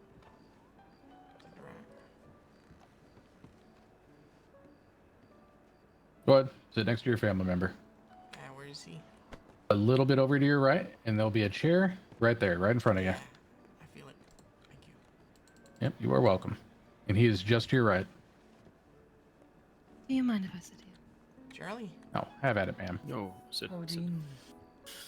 I'll be enjoying a How meal are you here. feeling? I'll be- Better. Likewise.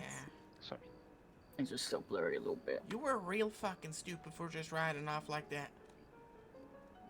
What? Do you not recall? No. Mr. Lynn, how are you feeling? Well, it don't matter. I could be worse. Well, we are glad you are still with us. Yeah. Really happy, actually. It's all that matters, really.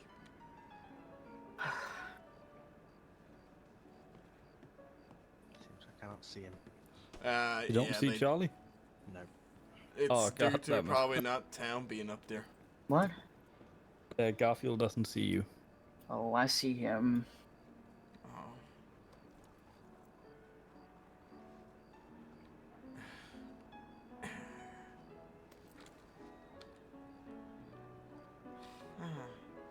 Is there anything I can get you, Charlie?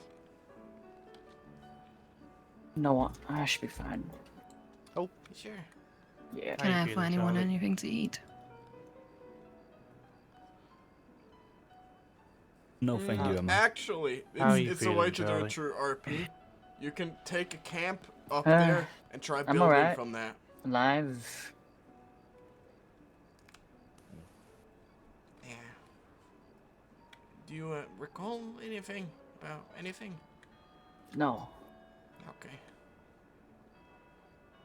All I remember is leaving Rhodes with Connor O'Shea, and that was it. So you recall our conversation, yes? What conversation? You don't recall talking to me? No. Oh.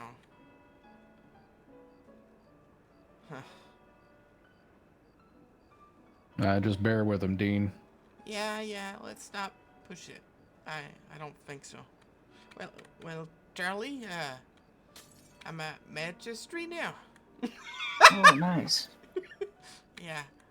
And I'm really glad you're okay. I'm very happy you're okay. Yeah, thank you. And take your time. Take it as slow as you need to. 15. Absolutely. Alright. I love the idea of Coulter being an actual town, though, to be fair. And have RP around there. It was actually something I've been wanting for a while. Like, ever since I got to play at Red M. I feel like I want to ask Have a the lot of doctors questions. given you any idea of when you might be back in more form? I haven't been able to find a neurologist ever since I woke up. I can refer you on if you want. Alright. I've been told that I've been looked at by a man named Benjamin, Yeah, he's a neurologist. and I haven't been able to Let me find one, and double I check woke up that about I've an hour uploaded ago. it. Because I'm And pretty Benjamin sure I is a have. neurologist, I'm pretty sure. I'm pretty sure I've Alright. uploaded I it. think he is. I think you may be right on that. Maybe he just didn't mention it to you. If you Ellie DM is it, as well. Yeah, she's an excellent doctor. I just need to find one. Yeah. if you try building a community around it, it might help. But it's a hard thing to do. Convincing Have them you had any sometimes, other trust symptoms me. besides your memory loss? Anything at all? Wow. Vision's a little fuzzy, but that's about Mhm. it. It's pretty good. Keep a close eye on your senses. Smell, touch, all those things. That will be very important for you to, well, determine how serious this has impacted you in the long run. Yeah. All right.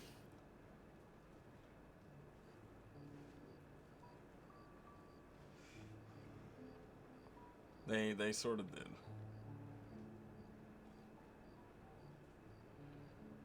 It is hard. If you have one of them permanent campfire kits, you can RP it just No, being regardless of rebuilt. what's happened to you in the road to recovery ahead, we are glad that you're sitting here today. So Have you talked to anybody else in the family, like Henry and so? Thank you. Yeah, Henry and Dolly is the only people I've talked to. Oh. Yeah. And then right now you, and that's about it. Yeah.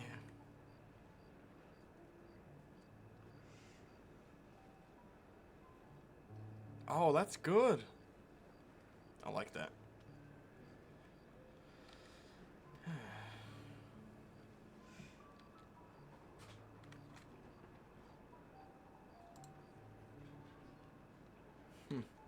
Do you know if you have all the stuff you left Rhodes with? You have all of it? No, I don't. I remember having I had a couple witness statement books on me. And they're gone. Yeah. Young man, So, how are you? feeling a little better?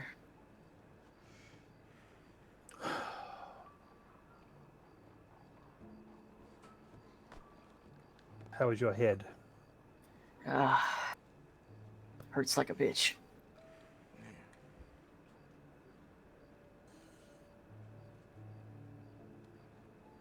I struggle to do this, but if it has not already been said, you will hand your badge in immediately. You will take a leave of absence from the Lemoyne County Sheriff's Office. You will focus on your health and your family. Marshal Thompson will see that that is taking place. Marshal Thompson will then work with you on your future endeavors towards joining the United States Marshal Service, which is something you've been wanting to do for a while. But in order to be an outstanding marshal, in order to be useful to your career, you must first focus on your health. Yeah, it's important, Charlie. That's the plan.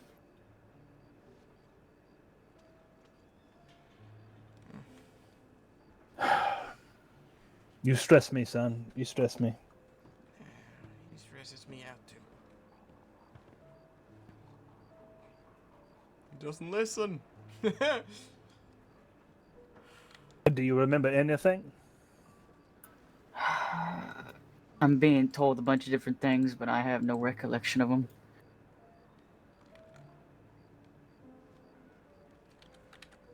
Hey there.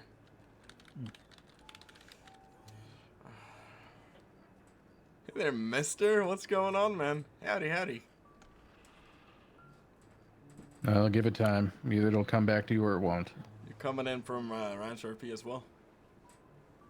You have many people that care deeply for you, Charlie, and that you don't need to remember anything. Not right now, no. Do you remember your children? Yeah. Let us focus on returning their father to them. All right.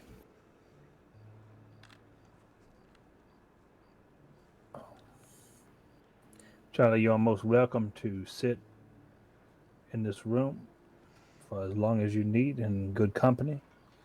I wish to involve the people around this table in a conversation concerning Val DeTerra and Wes DuPont. Sure. Both of these individuals have pled guilty to a myriad of charges. And the conversation I wish to strike is Yeah. what do we all believe an appropriate sentence would be? I don't know them that well, to be fair. I heard of the Terra gang. Is that what they refer to as? That's correct. Yeah, I've heard about them, and like every time a gang's mentioned, they're pretty much the go-to gang. So I'm imagining they're very horrible people in that sense. But again, I have absolutely nothing to really feel in here. I don't really know too much about them. Well, I suppose that's a very honest answer. What about you, Judge Burton? I don't know them that well. In my opinion, What you think? for individuals like these who are constantly on the wrong end of the law, constantly injuring other people, I think a complete removal from society is in order. Now, depending on other charges that may be pending, other investigations, that could be a topic that goes beyond life I heard that imprisonment. too, and I know they But killed I my think at the character. moment, That's how they with killed my the information character. that we have, and thankfully with Charlie being here today, I think that may be a potential option. So what's the list of these guys' crimes? Is Val like DeTerra everything is on the book? Val DeTerra is being charged with. Let's see. Let's see. One time's unlawful escape. She traded Charlie Lynn and Jock Beaumont for Roswell and Carlos, who were both incarcerated. She kidnapped 2 individuals, Captain Charlie Lynn, who was displaced from Emerald Ranch and brought to Rhodes, alongside Jock Beaumont, who was also displaced and brought to Rhodes. She's being charged with 1 time's obstruction of justice for breaking 2 individuals out who were being held for an incident involving the Jackdaw Ranch, obstructing their arrest. Oh my She's being God. charged with disturbing the peace of the town, as to set individuals on their knees and demand for Roswell and Carlos to be released. She's being charged with assault with deadly weapon, aiming her firearm at Charlie Lynn and Jock Beaumont, threatened to kill them. She's being charged with 1 time's bank robbery. Val was seen inside the Bank of Rhodes, reported by Mabel, a local cat herder, seen them tampering with the back door. 2 times kidnapping. Val was seen heading into the bank with both Dottie and Eli as held hostages. She's being charged with grand theft for stealing a train as an escape vehicle from the bank robbery. She's being charged with robbery because No, he's while not on the dead. train, I've just been busy on Dean. they robbed the security guards, Britain's still which coming statements were around. provided. Gonna She's be being playing charged him with evading a tomorrow. law enforcement officer because she evaded law enforcement using said train. John DuPont is being charged with mayhem. John was seen by several individuals having perpetrated an attack on the Martelli family, causing 7 people to be shot. Oh my God. He's being charged with 1 time's attempted first-degree murder. John was spotted leading a charge of 6 people with guns out in an organized and premeditated fashion on the Martelli family mansion. He's charged with 1 time's possession of explosive weapons. John was seen by several witnesses to have used dynamite as leverage in a hostage swap. Being charged with 1 time unlawful escape and kidnapping. He It's been traded great. Lola Jordan, whom he had I'm the kidnapped guy who for did 2 Michael of his Lynn men, too, so Jack, Robertson, and it is Logan, the family I took that to were county in here, lawful so custody at the time. He's also being charged with evading a law enforcement officer. He fled it is my the scene family after all. where he freed his Everyone's friends made and it was their not family apprehended. after Michael passed. He is also being Jump charged with aggravated battery because Shoe Glass reported him pistol whipping and knocking her unconscious Oh my after God. transporting an unconscious body. He's also being charged with the bank robbing, kidnapping, grand theft, robbery, and evading a law enforcement officer, the same as but Mr. Dean Terra doesn't know it. concerning the bank robbery in Rhodes. So, total remove from society is probably the better cause. If they've kept doing crimes, they keep doing crimes. Well, I'm guessing not every charge is on that list too, from what I've heard. It's not. It's not, yeah. So these guys have absolutely are not trying to do anything except crime, okay? That's their go-to. That's how they force people. That's how they hurt people. And, well, from what I've been hearing, just here, and again, I have very limited knowledge on it, but every time I hear any of their names being brought up, it's in a negative light. Well, I certainly agree that they are If I may, No. Negative. Ooh. have these people ever been arrested and charged with something before? They have, but most of the time it is not anything to do with extreme violence. It is bank. Mm. They have robbed You're banks before and kidnapped people before to use them in hostage situations in banks, but they have I not see.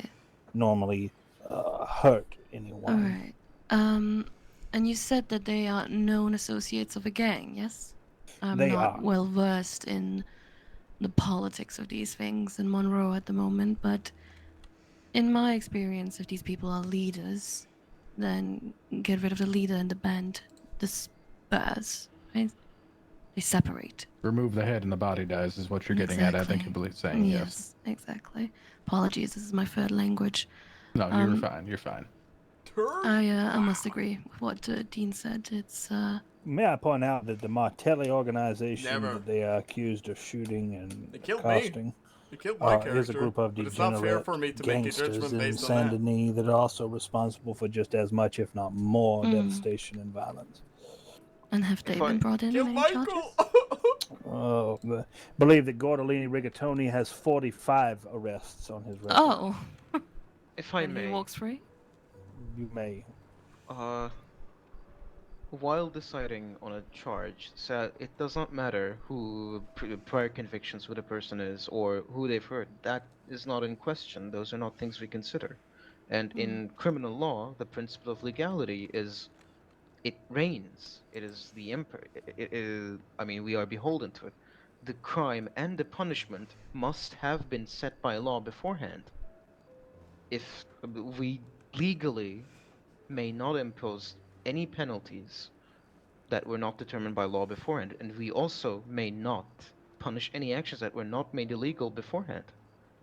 I mean, yes, I do agree that these people are threats to society, but Yeah, they are. we have to use, but we cannot sentence them to death if they haven't actually committed a crime that could result in them being sentenced to death. What I would do personally was sentence them to the highest amount possible, and then make them serve the sentences concurrently. I'm sorry, consecutively and not concurrently, meaning that they practically stay in jail for life, instead of coming out. That's a having good. 20, 25 years. That's a good. My concern is not that they were charged for the Martelli organization. I will be honest with you, and forgive me if this is shocking to many of you. I don't care how many Martellis they kill. It means very little to me. The Martelli organization is very well known and established for being no better than simple gangsters in Saint Denis. My concern lies with threats made by the deterror organization, specifically Val and Wes, towards society in general. They claimed, but right before they were caught, or shortly before they were caught, in a conversation reported by Charlie Lynn, who is also in this room, obviously, that they were going to hang me from the biggest tree they could find, and they were going to dispel carnage on law enforcement and society, etc., etc., etc. These individuals, while I do not believe that the death penalty is justified in this case. I wish it were. My concern is, based on the charges, the majority of these charges, they were fighting other gangsters. That maybe gangsters, but still people. They are, well, I suppose people in the loosest terms, sir. I would pose this to you, Judge Rustin.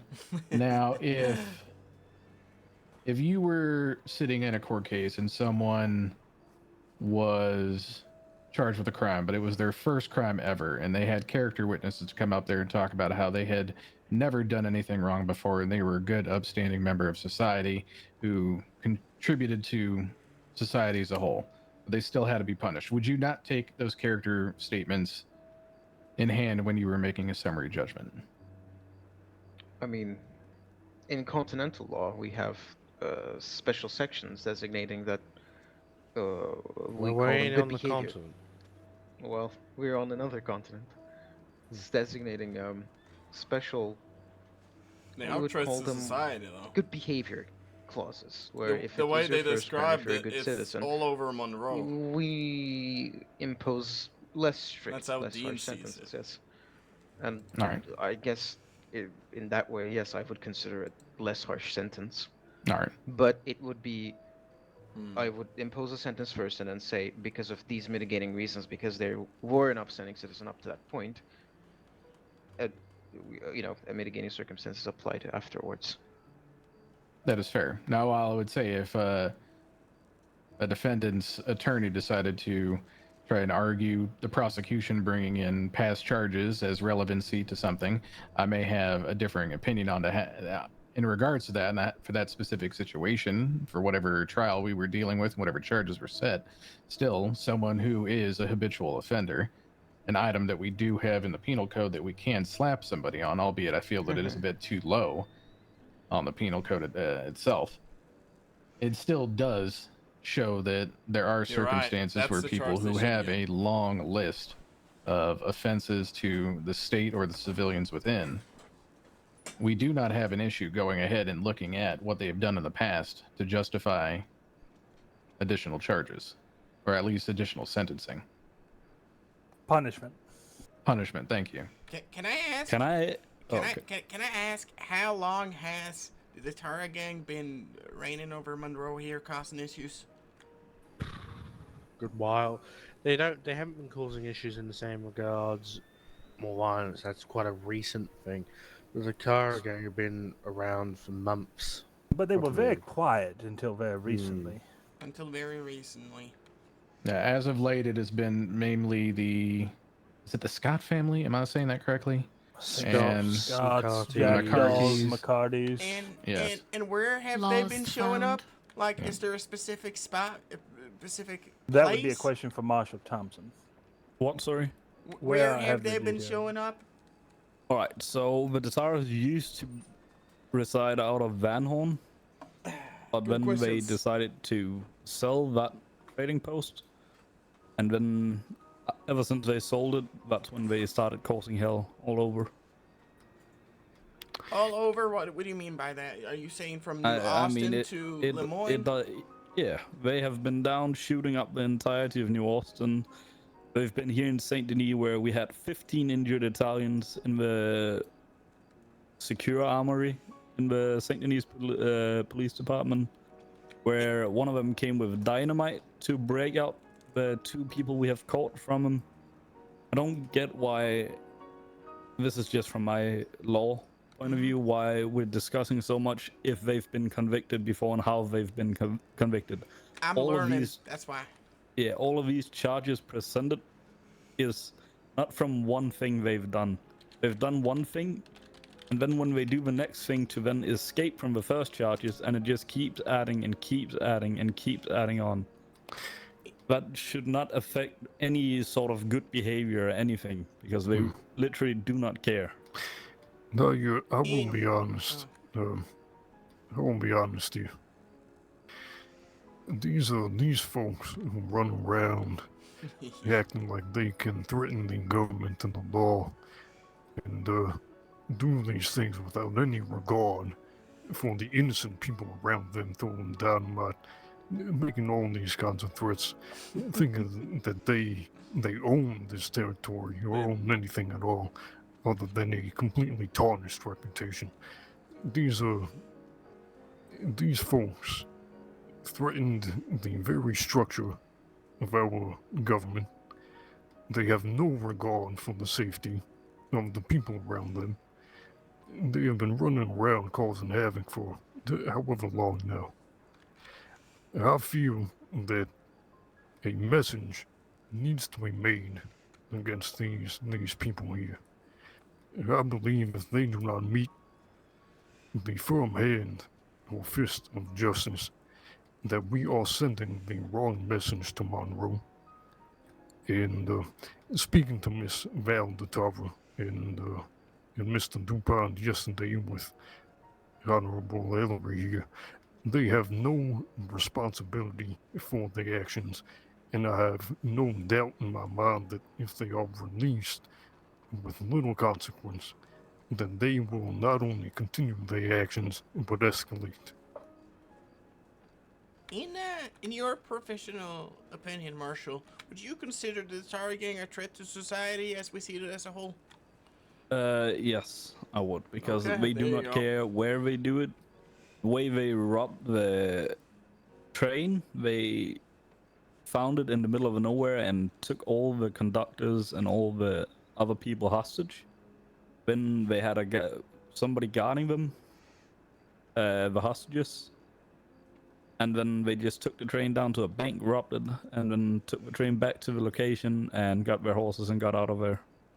So it's not even because it's a gang or like us as lawmen. It's just civilians where they want to rob a train to then use it for bank robbery. And I personally think when you bring a stick of dynamite to a police station, Threat to society. that alone would be enough of a threat to society. If that ever comes across your mind to do that, then you are definitely not like the brightest person. Judge Sanford.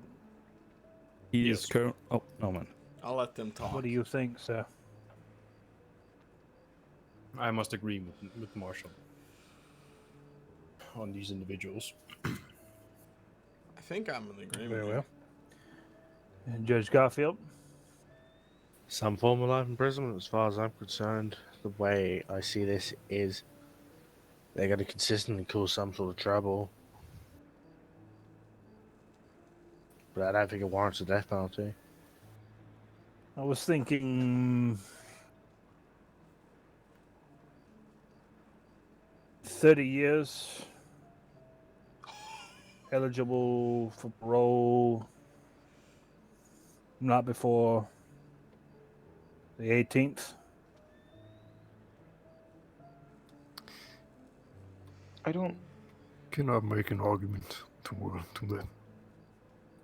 Well, please, by all means. I believe that there are individuals that are worthy of change, of firm justice, but not necessarily in the full extent. There are those who are very possibly redeemable. No Datara that I have met so far has been any sense close to redeemable by any regard. I personally believe here that 30 years on its own is too light of a sentence for these individuals. And I would counter and get the opinions of the table here of maybe 30 years to life, or a life sentence with parole after 30 years. Well, I would say 30 years is tantamount to life, depending on the individual who you are incarcerating. That may not be the case for these two individuals, but with stipulations in place on their parole after they are released, very well could be a case that, they forfeit their freedom should they create even a minor infraction. Well, that's something that I have done before, Judge Burton. I have talking given a hours. life sentence and immediately suspended that sentence, giving individuals the capability of reformation, or, well, if they mess up again, it's over for them. I'm perfectly willing to do that in this circumstance. They have spent a significant period of time since their capture in prison. I do not wish to be too heavy-handed, but perhaps a suspended sentence would be more giving credit to time served and then giving a suspended sentence. I do not believe there's hope for these people. I mean, I do believe in the humanist doctrine. I do believe that you scrape a criminal and a human you find inside, but not for these people. We're pretty much I talking life recognize in that the law prison, doesn't even provide for the months, death maybe. penalty for any of these crimes, and as such, we just can't sentence them to En death. Skobong, I wish everyone a good night. Yeah. Good night, madam. Good night, Mr. Good night, good night. Just now.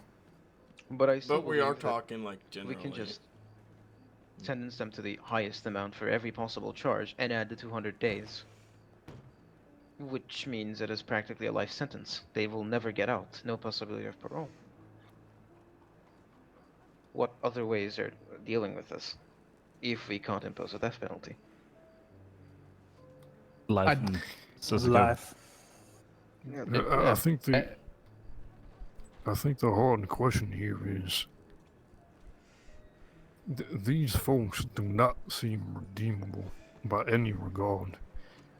My worry is that if they are allowed out of Sisika, we are going to have blood on our hands. I must agree with that. Or I must agree with that. Oh, I heinous desperately crimes need that water. these people I have done. desperately need water. It is why I think maybe That's what I think here, they maybe thought. come here.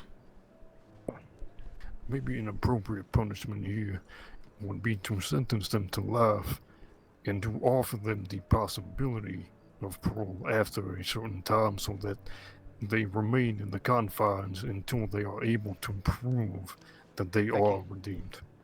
That seems more promising. These guys are indeed a threat to the government as we see it as a whole. That's what we gotta keep in mind here as well. Just for what Hillary, the marshal said alone. Hillary, have they not kidnapped you and held a gun to your head before? Well, they had not kidnapped me. I was accosted by a group of them in Rhodes, where they knocked Miss Ophelia King to the ground, and I stepped between them, and one of their associates challenged me to duel them. And threatened to kill me, pointed firearms at me. But no, they did not kidnap me. Could be 30 hours. I'm unsure myself. I think they're talking about... But this is not the group. The group that did that were punished severely and appropriately. But that was not done by Val de Terra and John DuPont. No, but John DuPont and Val de Terra are known to be the speakers and the leaders of that set group. So it's hard to believe that they would do any of this without them knowing. Oh, they definitely knew. Yeah. They definitely knew. But it isn't what I know, it's what I can prove. Oh, yeah. But mayhem is a capital offense, isn't it? Yes, sir, it is. All right. But let us be clear, and I have always strived to be fair with everyone. They are being charged with mayhem for attacking another group of degenerate scum. They are not charged with mayhem for taking individuals hostage or using dynamite in a town or shooting up a theater or whatever else. They shot another group of degenerates who they were in conflict with. Holy shit. So that group of Italians they were in conflict with, where they shot them down and we got the Italians and we had 2 of them. That's the same time where they brought the dynamite to the sheriff's office in Saint Denis. And I must say, even though they might have shot down degenerates, of course they are still humans, but regardless of their character, what about the day that they decide, instead of a group of Italians, that a group of marshals are the enemies, that they are the bad guys and no better than they are? Judge Ford, be taken. Yeah, I understand where you're going, but we can't talk about hypotheticals that have not yet happened. I keep thinking we keep going around in the same circles. Let's be completely honest here. We've all agreement there should be some serious thing. It can't be the death penalty. Now, Mr. Ellery, you're obviously the primary judge in this case, so it's up to your discretion. Mr. Ellery, I feel that if you uphold the conviction on mayhem, it is in your purview to impose a death sentence, if you see fit.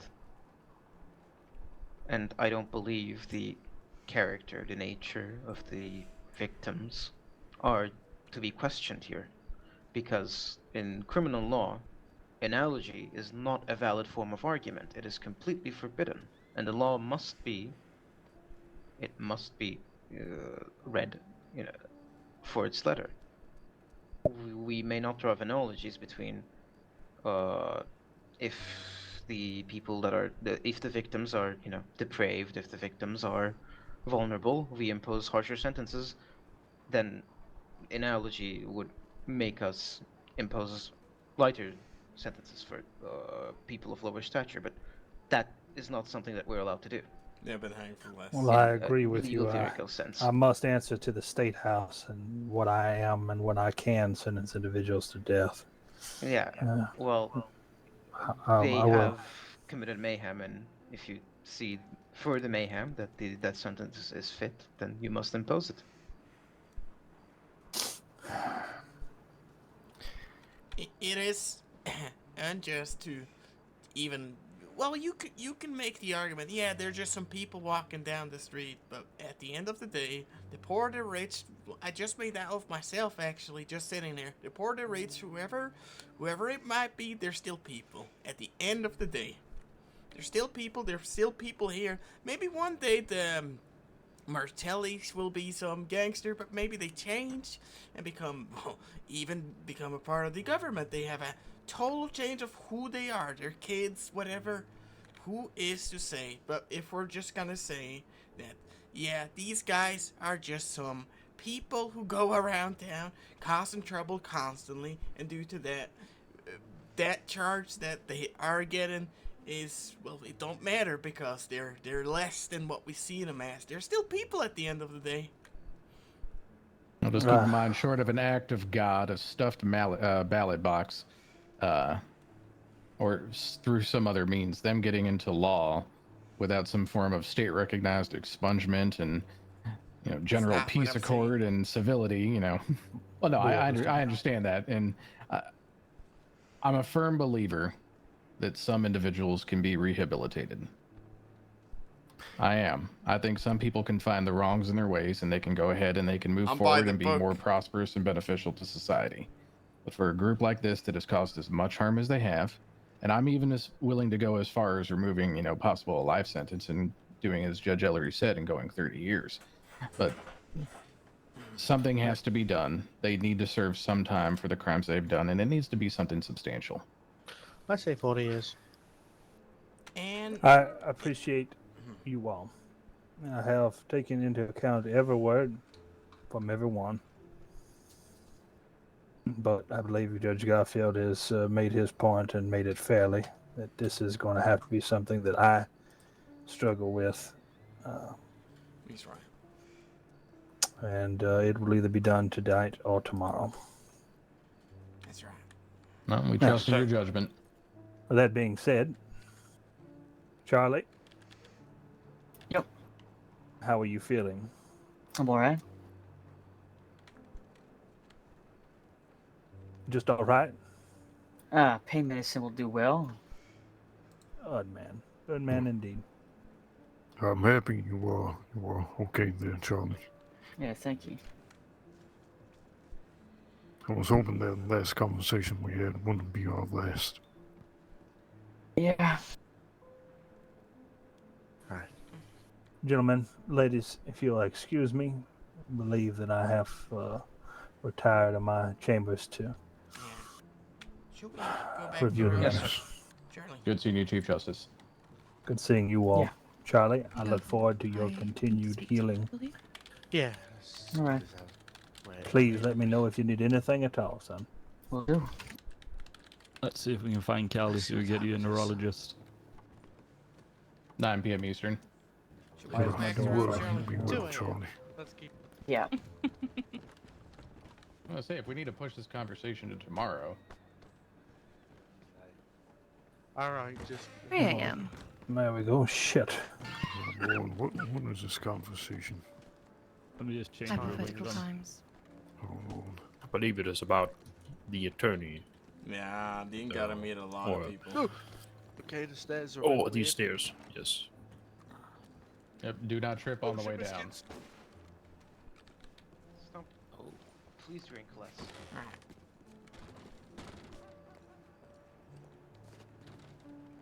Henry is still here. That is slander. Is he? Oh my god. What? Henry is still sitting out here. Is he? Yeah. Thank God for that. I thought he had a longer beard. He did. Henry. Henry?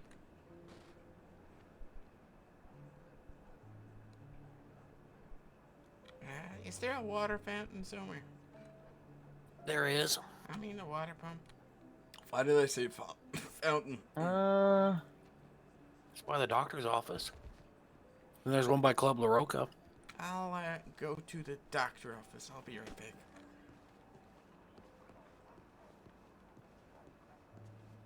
I know generally where the location is. There's no way he would have left you alone out here. Well, I came out.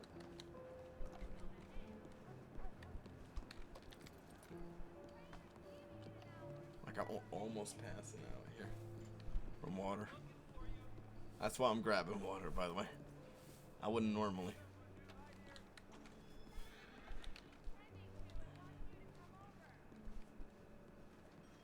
Wow. Magistry, right? That new guy they hired as a judge too. God, he is good at arguing.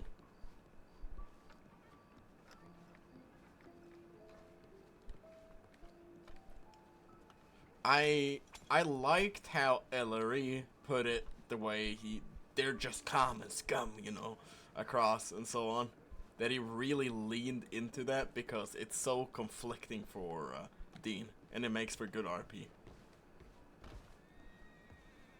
Because Dean would never see it that way. Not at all.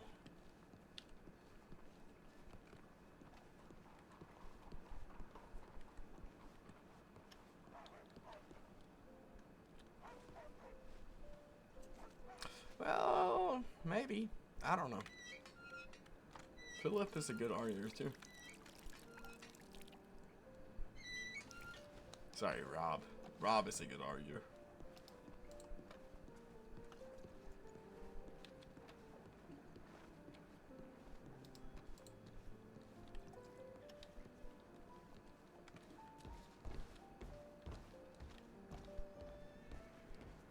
Seems I'm gonna be working out of West Elizabeth though. That's gonna be scary as fucking shit.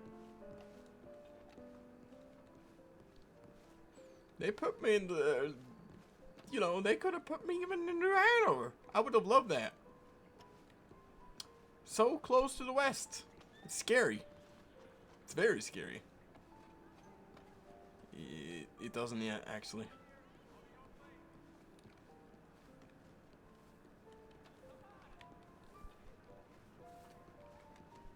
Wesso. I will be interacting plenty with you guys in Wesso. I'll be seeing a junior judge pretty much, helping you guys out.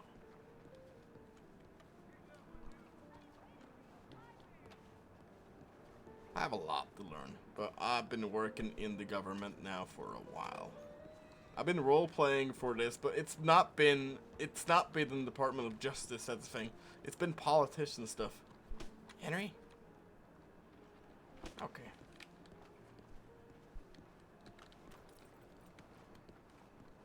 Charlie? I guess we can wait here.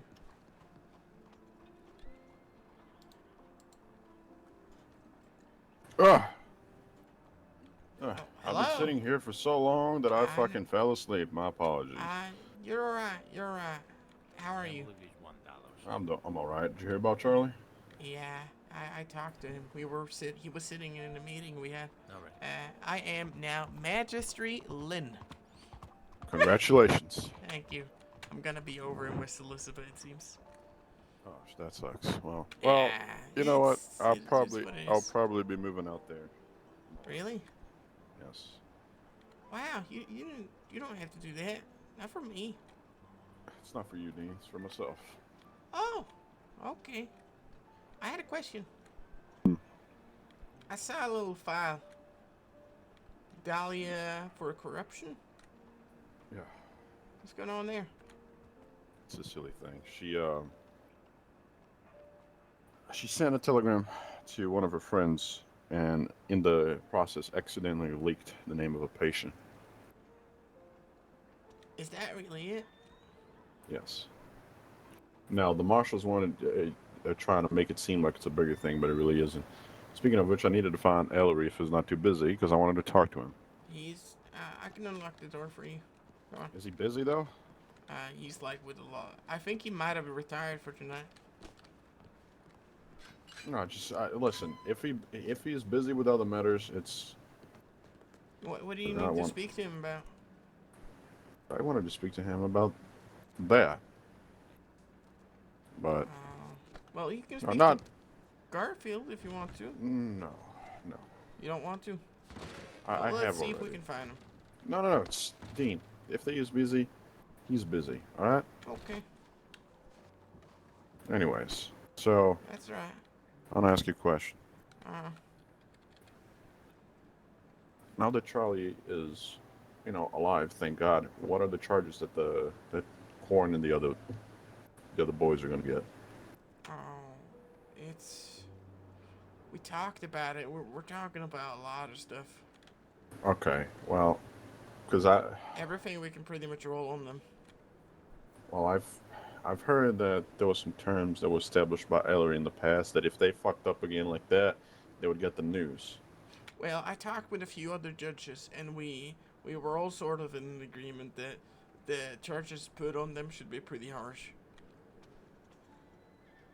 Oh, well, guess what? If it's not capital punishment, guess what? They're gonna serve their time. They're gonna leave Sisika. They're gonna come back and they're gonna kill Charlie for good. I know, and that's not gonna happen. Well, Gotta make sure that, okay? yeah. Still Well, learning this if judge if y'all need fucking evidence, tell them to talk to Kimber because he has a fragment of Charlie's skull with the imprint of the hammer that Jab Red Billy used to fucking whack him over the head with. Oh, alright. We got it. Anyways, Yeah, he's a magistrate now. this courthouse in place for me, so I'm gonna Yeah. be walking out of here.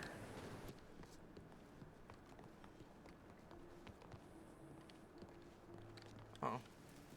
Oh, and about that corruption thing with my wife, Don't talk about it. I got it. yeah, forget that it even happened. I can't really forget about it, but yeah. Now, try your best. Just don't think about it. If you think it's a small thing, I'll keep by it. No, it's a small thing. She's not like she didn't have to go to Sisika. Can I ride on your horse if we're going back to Rhodes? Her Yeah. license. Well, my horse is I already am a out somewhere. magistrate Hold now. on.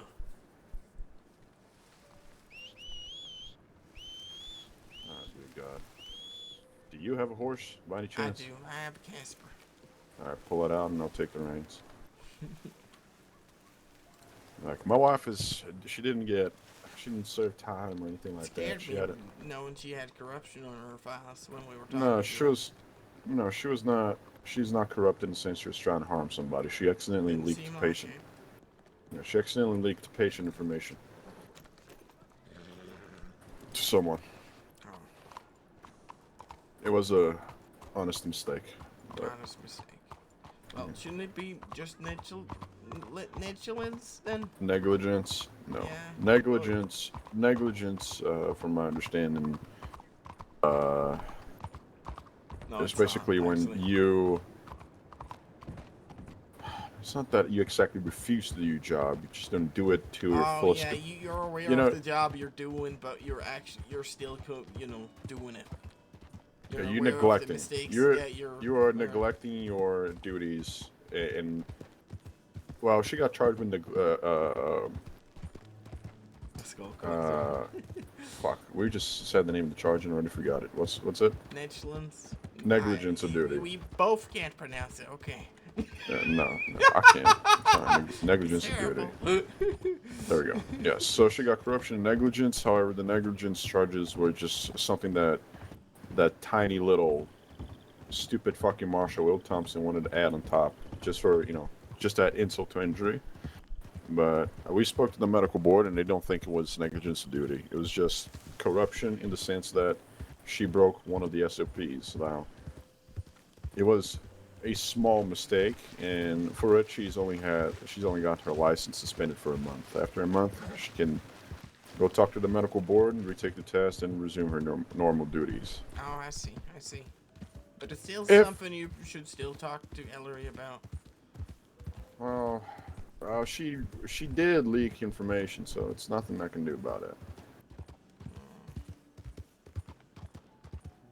Well, we'll see if he's not too busy and he shows up in Rhodes. He said You said some real weird things. He said we were talking about... Oh, I can't discuss what we talked about, actually. Probably shouldn't. It's about who? About me?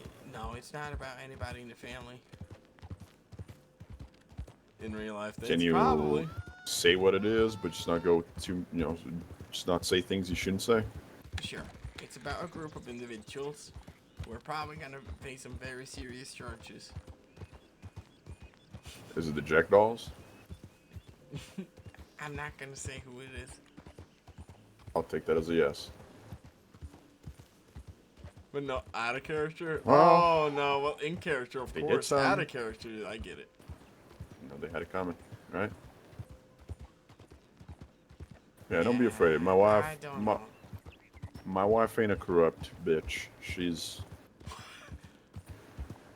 just a person that was trying to do the right thing, and Yeah, I think Forrest did it in the wrong way. I think even being that if they were to stay in Sisika for like forever, would be probably the. You said Charlie went to Cindy? I don't know. I think he went. I told him to go here. I don't know where he went. Was he down there? He was down here, and then we said we were gonna go to Rhodes, and then we were planning on going to Rhodes, but I don't know what happened. Oh, sorry there. No worries.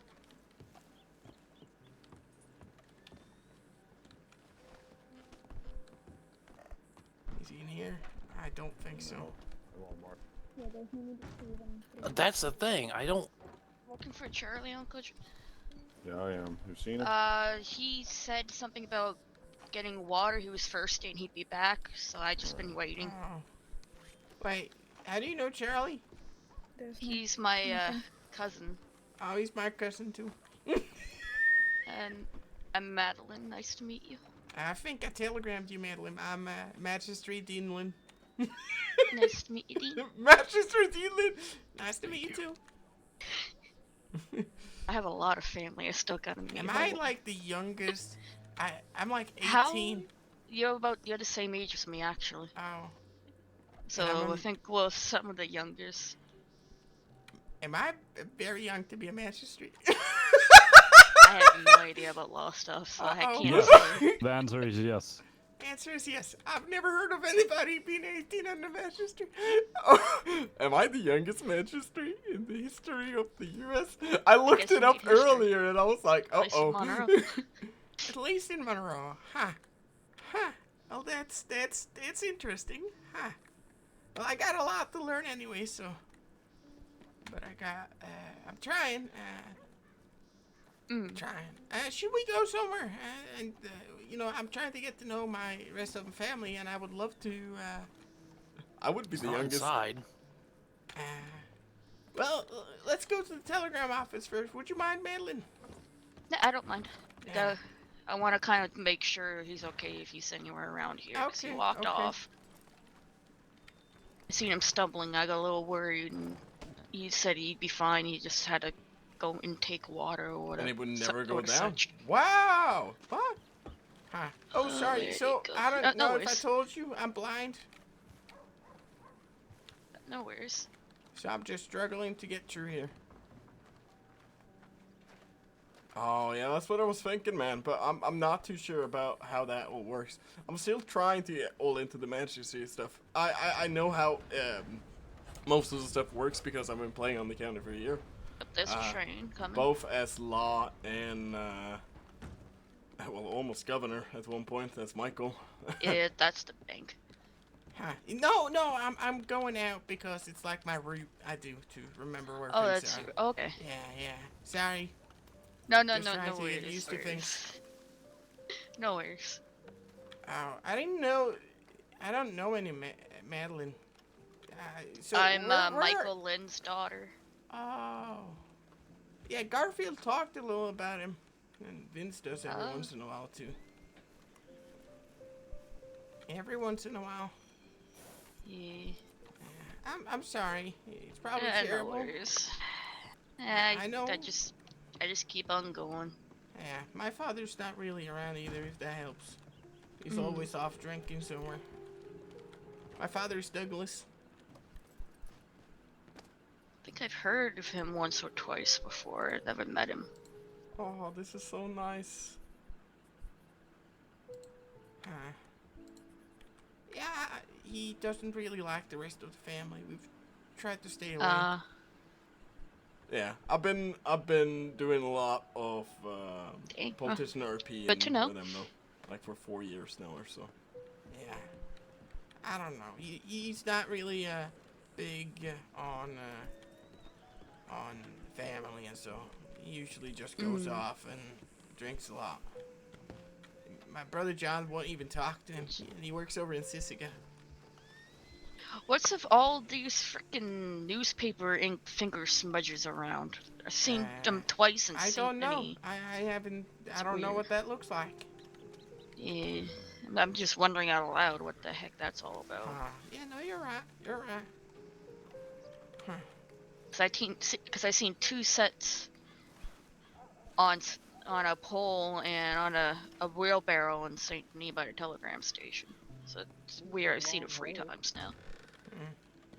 You know, I didn't want to confess to this, but you know, I did sneak a peek once, so I'll use that for reference. Where is he? I don't know. You're He said asking the he'd be wrong guy. back. You're asking the wrong guy.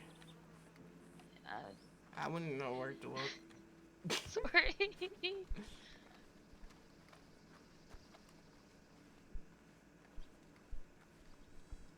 Manchester.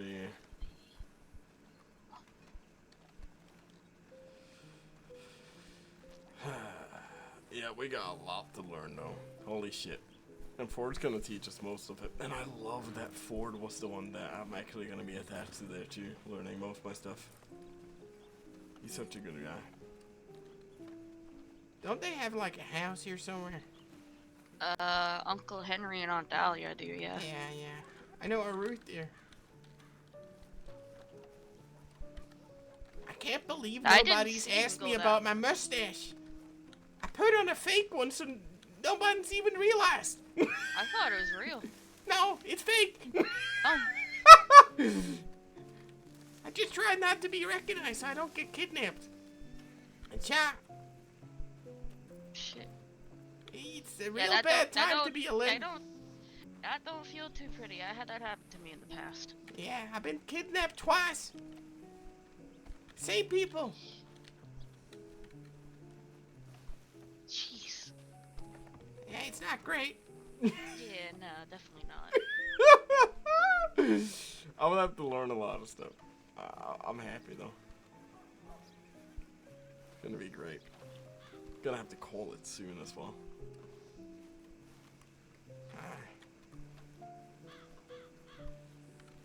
You see them? I don't see anyone so far. Okay. And it's their entrance to the house. From what I remember, yeah, it's on the... Just keep walking.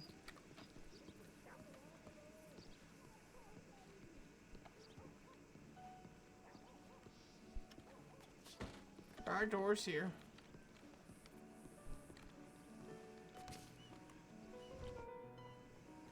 Oh, they're locked. Oh.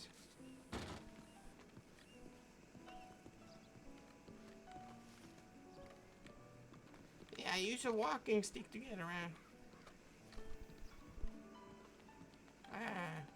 I'm not using my prioritized one now. I've been up here forever. Yeah, I don't see anyone but their dog. Oh, alright. Hello, dog. What do they call the dog?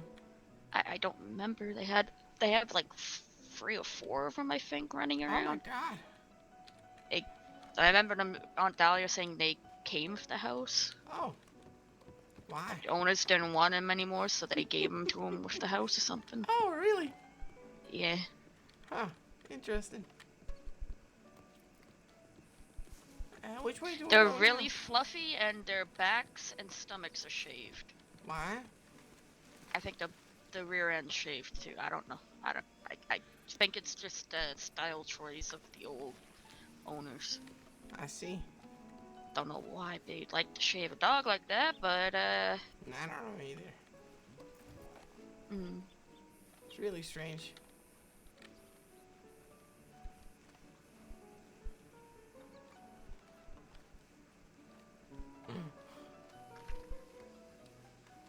haven't seen anyone yet. Not me either.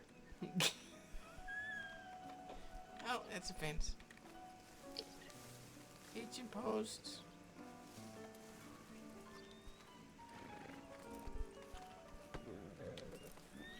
It's a horse in front of you.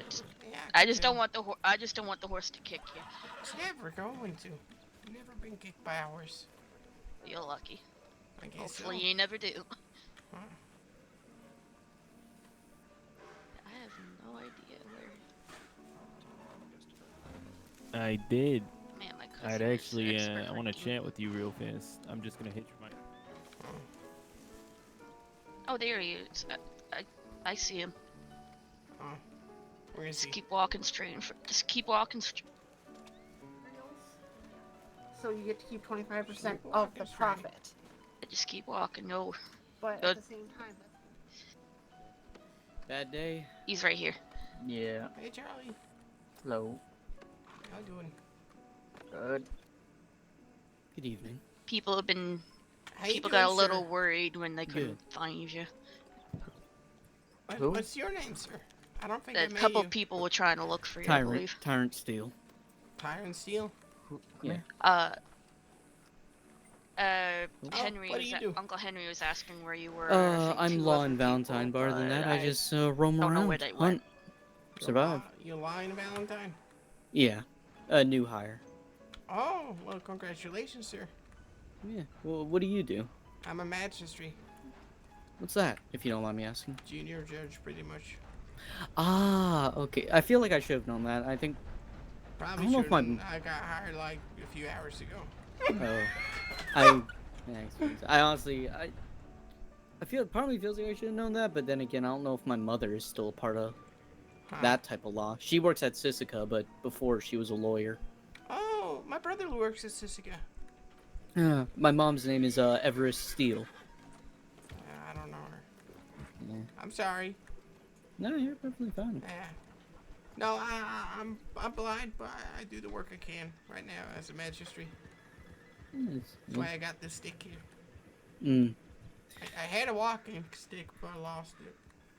Yeah. Well, either way, you two have an amazing day. Have a good one. Now You too, sir. You said he was lying Valentine. He was what? A lying Valentine. Lying Valentine. Yeah, he's law enforcement. Oh. Law. Oh, law.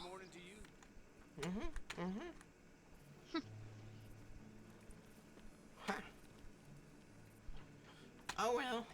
Charlie went to go check telegrams. He said Okay, he'd be well back. let's go there. Well, let's go Alright. there. I wanna pester Charlie. Yeah, I do want to try and be around family more. I've been like gone for like what feels like 2 months. Well, a few weeks ago I didn't know anybody in the family, so guess that's just how it is. My side of the family didn't really want to talk to everybody. Mostly due to Abraham. Oh, my great grandfather. I've seen his telegrams. Yeah, I love him, but he made me feel like crap because my father's I friend hate him. adopted me before I turned 18. I hate him. And then he made me feel bad for getting adopted before my father was buried, but it took forever to get my father buried because we had to wait for people.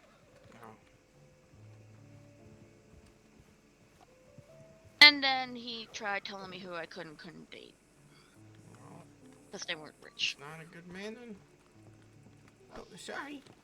That's Charlie. You just Oh, bumped into. is it? Yeah. Charlie? Mm-hmm. Why haven't you asked me about my mustache? I've been asleep. Oh, you know it's not real. It's a fake mustache. He's a bit behind you. Yeah, okay. It's alright. Well, I'll send the Is telegram it because? later. I was talking. You talking to you? Keep talking Yeah, then, sorry. I was saying it's because of what I think it is. Yeah. You might. Do you recall? No, but you talked about it.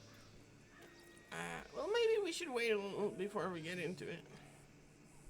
Yeah, but I will tell you this right now. It doesn't make you look a little any different. You might need to change hair colors a little bit. Put some, charcoal into your hair. No.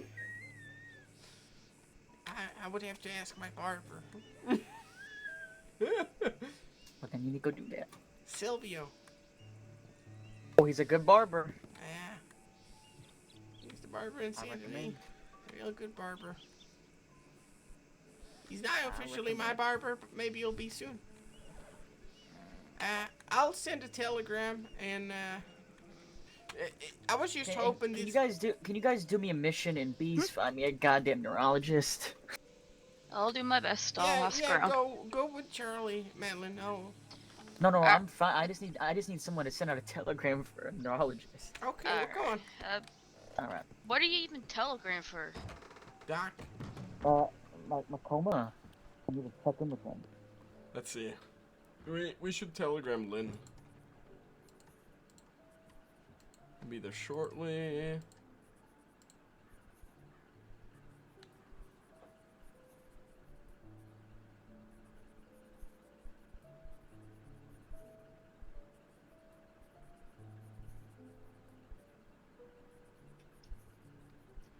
Oh, we lost William. Let's see. Hello, family. I'm going to bed here in a little bit. Just so you're aware.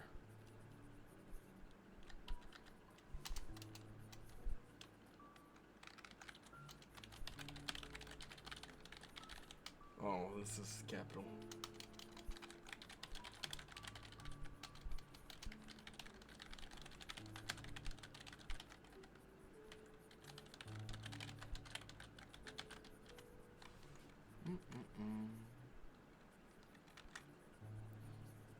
Wait, give me 1 second. Let me see something.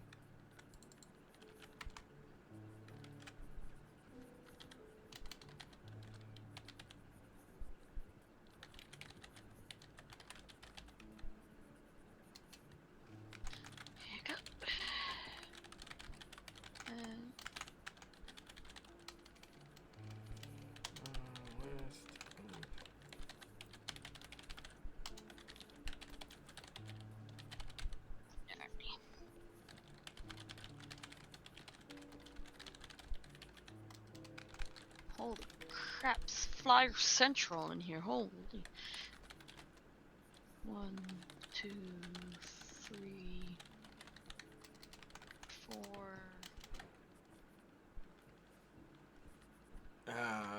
Let's sign the telegram like Dean would. Proud. Magistrate Lynn. 7, 8. Dean Lynn.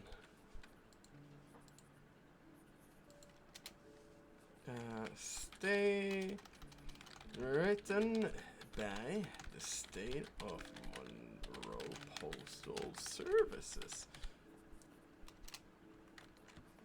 What's a good last? 13 frickin' flyers all over in here. It's a bit much. Yeah, a little bit. Alright. Hello.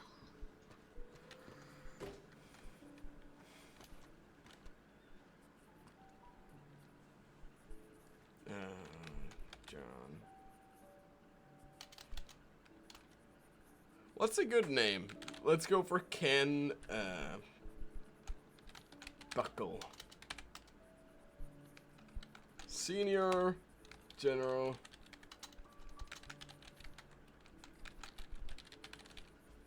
Senior General? There you go. Hello, how we doing? Oh, I guess you went.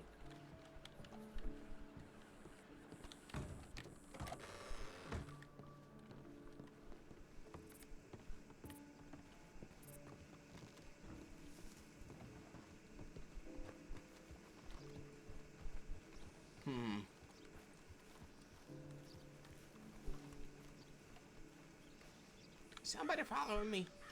It's me. I'm behind you. Don't worry. God, you scared me. Switch cassettes. Okay.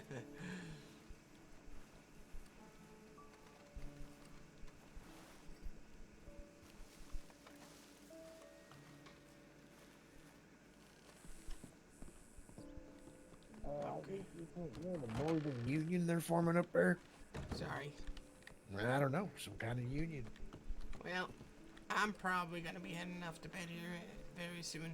Just so you're aware. I would love to get to know you more. Alright.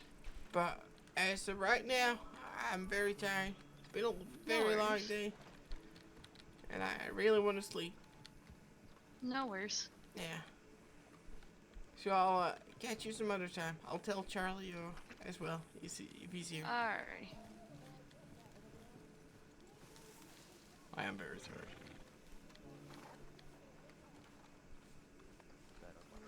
Alright. Thank you. Charlie? Mm-hmm. I'm going off to bed, just so you know. Alright, thank you. Yeah. And try staying out of trouble. And why are you standing on the sheriff's porch? Because I'm just sitting here. Just sitting here. Well, it's a safe place, so it'll be okay. Do not work. No. You know it's an If order, I'm, so... if I'm working, I'm just gonna be writing in a book locked in. You're not gonna write in the book, okay? What? You're not. You're not gonna be working. I can write Take if I time want to. off! No, You know what, I'm gonna write a book. no. I'm gonna write a book. It's a I'm gonna write direct book. order. I'm gonna write a book.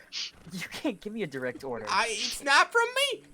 Dean, Heard it you from can't even see me. somebody else. You can't. Somebody else. Dean, Somebody else gave Hold me on a that. second, Dean. Dean, you cannot even see me holding a gun to the back of it's your fake. head right now. You're not gonna write in the book. I'll be mad if you do. I'll be really mad, okay? I'll tell everybody. Every single one. Good night. Tough guy, Dean.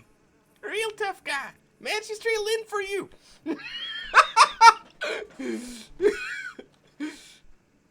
My God, that was great. Great time, man. Today's, it's not an actual stash, it's a fake mustache we had. I didn't tell anybody because I wouldn't want people just being, oh, you know. I wanted them to figure it out. Let's see. Let's find somebody to raid. There's plenty of people to raid, but we're gonna raid my main guy. One of my main guys, I guess. Somebody who's been supporting me ever since I started streaming. Keep in mind, Iceland here. Holy shit, what a fucking great role player he is. You guys take care.